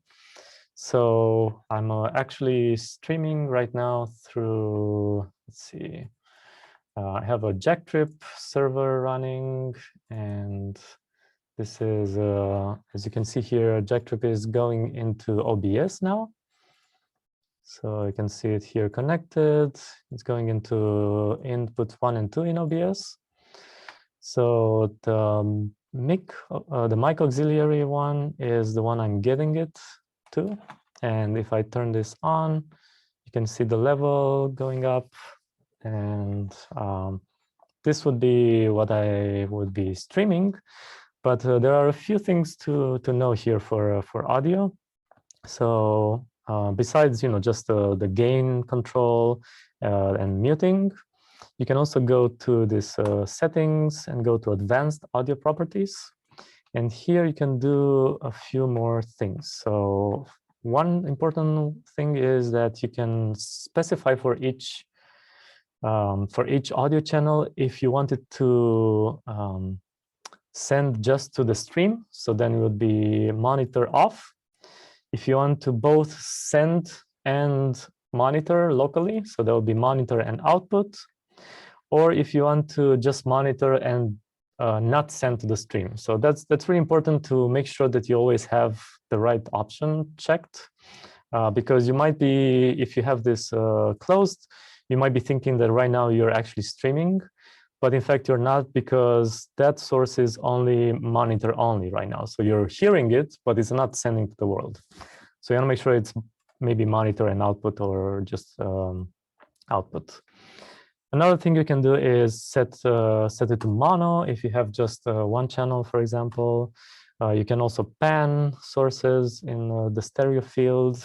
And very, very important, here is where you can add audio delay. So as you know, if you use something like jack trip or something similar, the audio will come in faster than your video sources. So you want to try to probably sync the audio and video before it goes out to the live stream. So here is where you can add a little bit more latency for your live stream. So this doesn't obviously interfere with jack trip or anything else. It just adds latency so that it matches your video sources. So, you can add something like 500 milliseconds, and that will just delay the audio so it gets closer to your video. And this is kind of just, you have to try it out and see. You have to look and listen and then just try to match it. All right. So that's pretty much it for the interface. As I mentioned, this is really simple and easy to use. Here on the bottom, you also see the CPU usage, the frames per second. And as you can see, it's already dropped quite a lot. I have 15 frames per second instead of the usual 30. And that's just because I'm using, I have 2 Zoom sessions right now running here. And I have some other things open and OBS and other things. So as I mentioned, if you put too many stress on your CPU on the same machine, you might have to do some optimizing in OBS. And let's actually take a look at that. So we'll go to the settings. And first, there's some more general settings here that we don't need to cover right now. You can take a look at those. Audio, we already covered. You have your inputs here. You can also select your monitoring device. And for video, you have two options. So you have your canvas resolution. This is where you place all your sources. And you have your output resolution. So your output resolution can be smaller, for example. This is one of the optimizations tricks that you could do if it seems like OBS is having a hard time keeping up with your CPU usage. Then you can downscale your output resolution, maybe to 720p instead of 1080p or something like that. Also, you could go up to 60 frames per second, but it's probably a good idea to just stick to 30. And yeah, that's kind of it. And for output, this is where you get to basically balance a little bit the let's say the ratio between the quality of the image that you're sending and the fluency of the image, so so that you don't get any buffering in the stream or any you know, kind of losing frames or frames per second, or having issues with your image so that it stutters or jitters. So I'm gonna go just to the simple mode here so we can take a look. So you have your video bitrate, and I would say for if you are streaming in 1080p, I would say don't go more than 5, maybe 6,000 kilobits per second. You can also lower that a little bit more if you think it helps.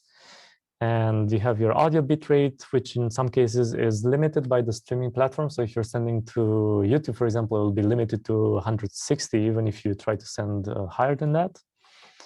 And the encoder preset is really what you can, yeah, what you can use to get either a better quality image or a more fluent and less stress on the CPU kind of image. So this is basically the amount of time that OBS takes to render each frame. So the faster it does it, the, let's say, less image quality you get, and the less CPU usage. The slower, the more CPU usage and the better quality image. But I would say, you know, just start with the ultra fast. Usually it's actually pretty good. And if you think you can go down, just try it out with your machine. If you have a powerful machine, by all means, try it out. And you'll be able to see in your live stream if you get a stable connection and no dropped frames, you'll be able to see that and then maybe come back and change things.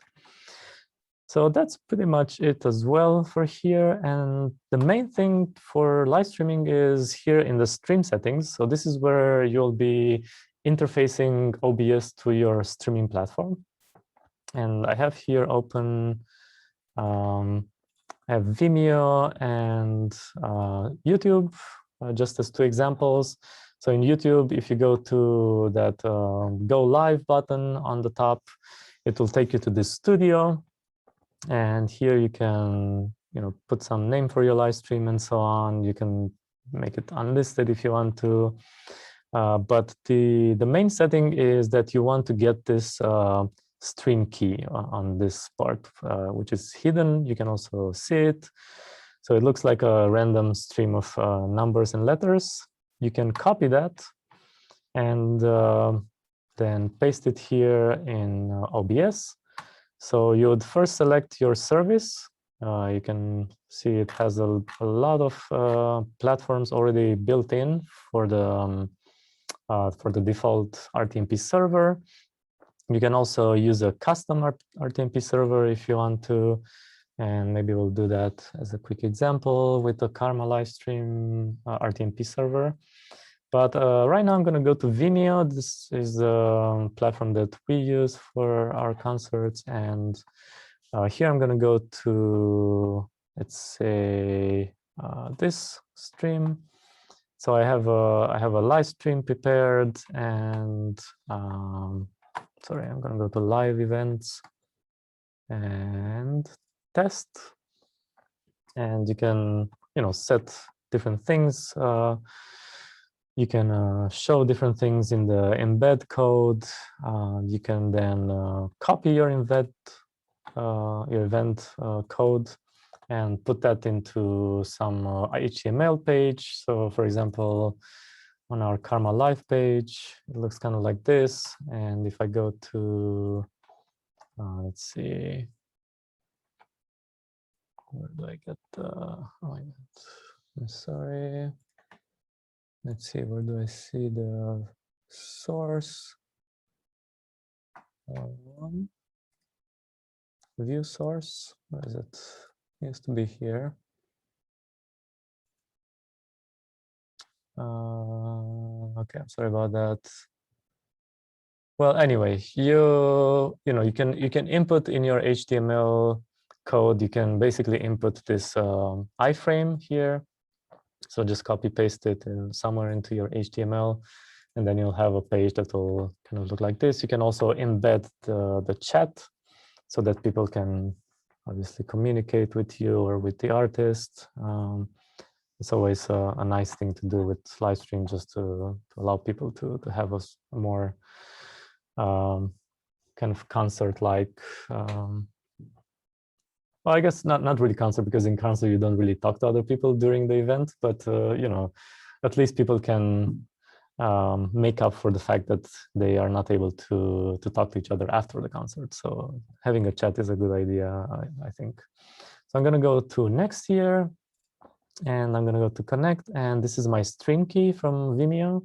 I'm going to copy it and put it here in Vimeo and hit OK. And now I'm ready to stream. So I'm going to, it's not going to actually live stream yet because I'm going to preview it first. So I have two levels of preview. I have this preview in OBS itself, which is this one. So right now I'm going to send just a black screen. And then I have a preview here before I go live. So let's start streaming, which again is not really streaming. It's just going to the preview in Vimeo. And you can see it here. It's black. I can go live if I want to. I'm not going to do that yet, but I'm going to transition. And as you can see, it's going to show up here in my preview in Vimeo. Yeah, and let's actually, go live. This is, let's make sure that this is a private link. It is a private link. So nobody's going to actually see it. And I'm going to go live. And then I'm going to see my live stream. And remember that live streams usually take somewhere around 20 seconds to actually show to the world. So something to really keep in mind when you're doing an event is that you want to really monitor what you're doing and not listen through the live stream. And you want to tell that to your performance as well, because if they are looking at the live streaming instead of, let's say, looking at you through Zoom and listening to you through Zoom, then they're always going to respond somewhere around 20 seconds later because there's that live stream latency. So that's really something to keep in mind. And so as you can see, we're just live streaming. I can maybe hide this and just transition to this. And in about 20 seconds, you'll see how these will disappear as well in the live stream. So basically this is kind of it. We're just live streaming right now, and there are more tricks that you'll probably find out later as you're doing more and more events. So one thing to know is that you can actually work with some sort of MIDI controller, so you can install plugins in OBS. And this one, for example, allows me to interface with a MIDI controller and yeah, assign different parameters, different controls for OBS on a MIDI controller. At the same time, I can also do that with my keyboard. For example, I can go to settings, to hotkeys, and I can assign things like, let's say I want to go to this scene by doing option 1 on my keyboard. So now if I do option 1, it will go to this scene, and then I can have all sorts of things prepared and just work quicker with my keyboard. And there are other plugins that you can install for OBS as well, like doing some motion effects between scenes and all sorts of things. So another thing I wanted to just quickly show is that one doesn't necessarily have to live stream to a platform like Vimeo or YouTube, but you can also, in fact, live stream directly to Zoom, for example. So some people do concerts in Zoom itself. I know Sarah Weaver and the Nownet Art Ensemble have been doing that for a while. And this is a little bit of a different type of event that you can organize, where instead of having this sort of, let's say, more remote type of connection to your audience, you can have everyone in the same Zoom meeting with you there, and you know, you have the option of letting people unmute and talk to you. So it's more kind of immediate and concert-like experience. So I just want to simulate that actually very quickly here with you all. And to do that, what I'm going to do is, first I'm going to actually stop streaming right now because I don't need that anymore. And I'm going to go back to Vimeo here and say end event. And this event has been archived as a video. So if I go now to my Vimeo account, I'll just see that recording. So as I mentioned, you already have the recording. You can download it. It's really not a big of a deal. But you can always press start recording in OBS itself, and that will create a recording on your hard drive.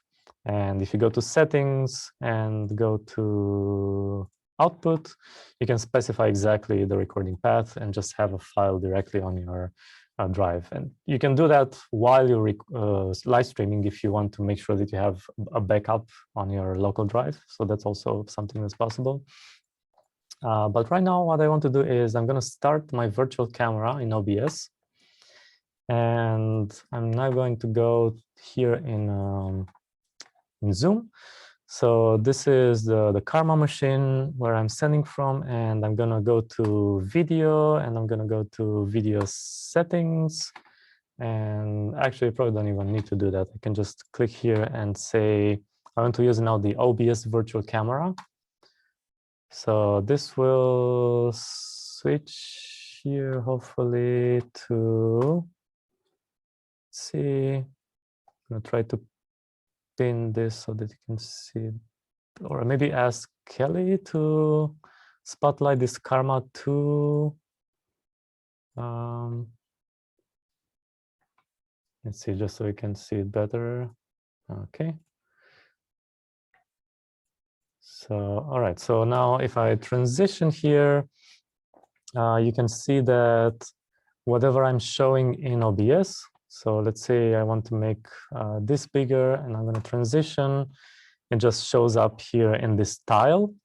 And if you, I don't think I can remove myself, but if you just spotlight that tile, it will basically just be your kind of output. Yeah, exactly. Thank you very much. So this is kind of my concert, let's say, right now. And I can do all sorts of things. I can transition here.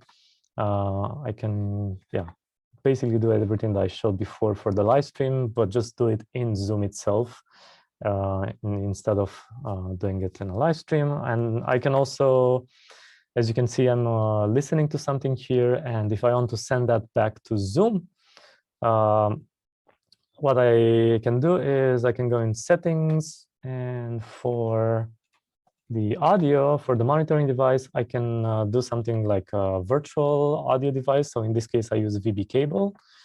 And in Zoom, I use VB cable as my microphone. So I'm going to turn on original sound so that you can hear the stereo. And I'm going to turn it down so it doesn't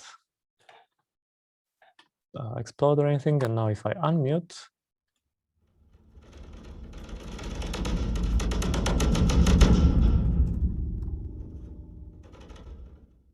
yeah, so you can hear that.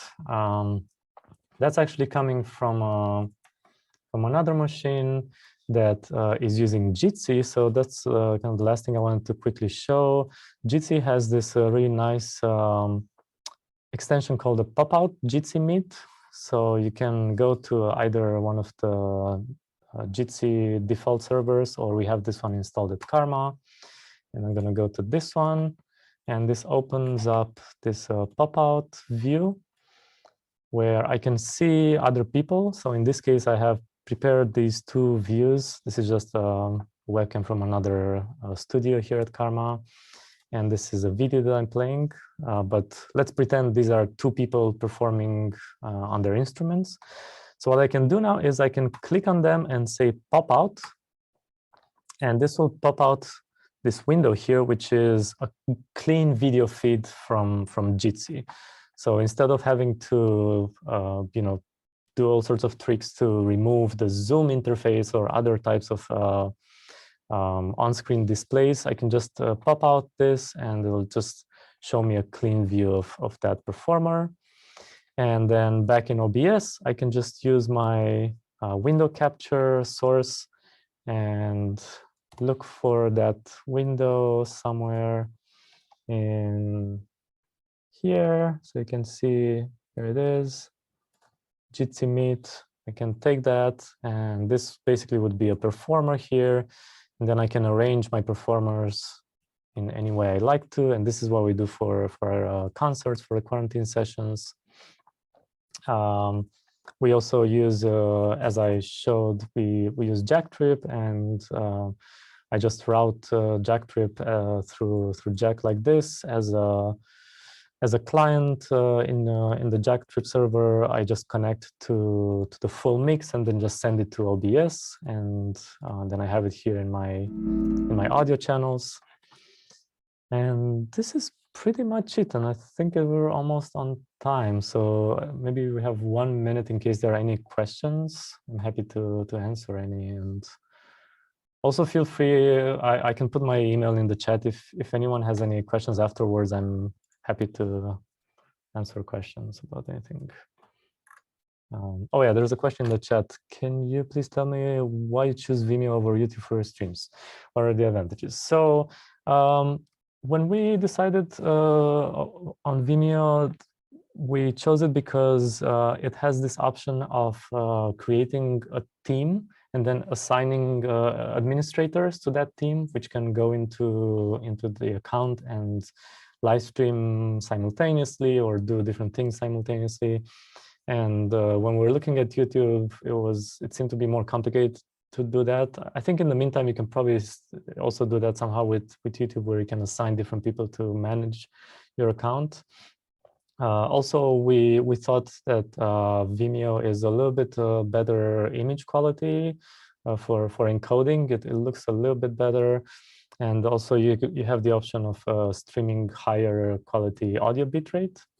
But YouTube is so widespread, so and free, so just go for it. Don't think too much. Vimeo is obviously a paid service. It's about, I think, $75 per month.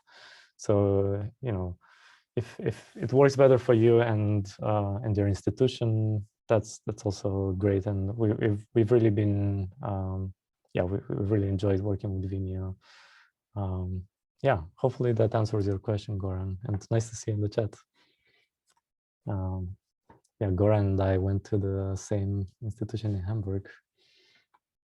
Other questions, feel free to either unmute. I don't know if I have enough time for any more questions, but I guess Anne maybe will let us know. Yeah, I think we can take one more question if somebody has something pressing for Konstantin.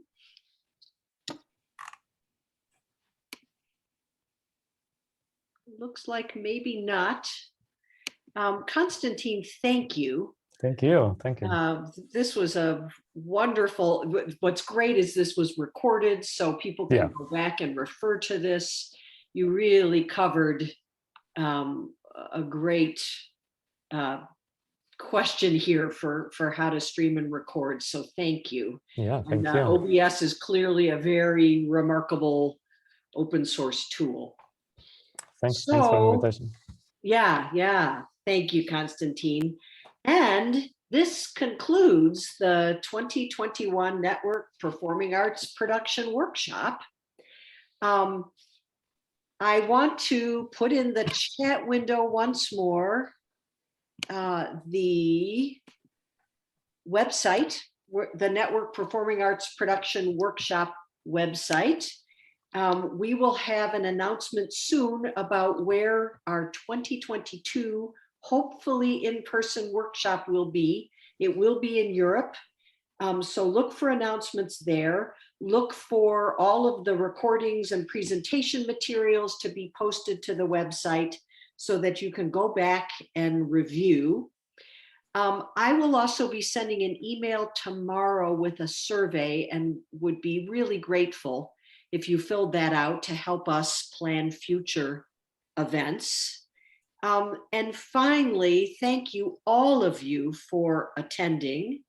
Thank you to all of our presenters, to our planning committee, and finally to my team here at Internet 2. Thank you, stay well, and see you soon.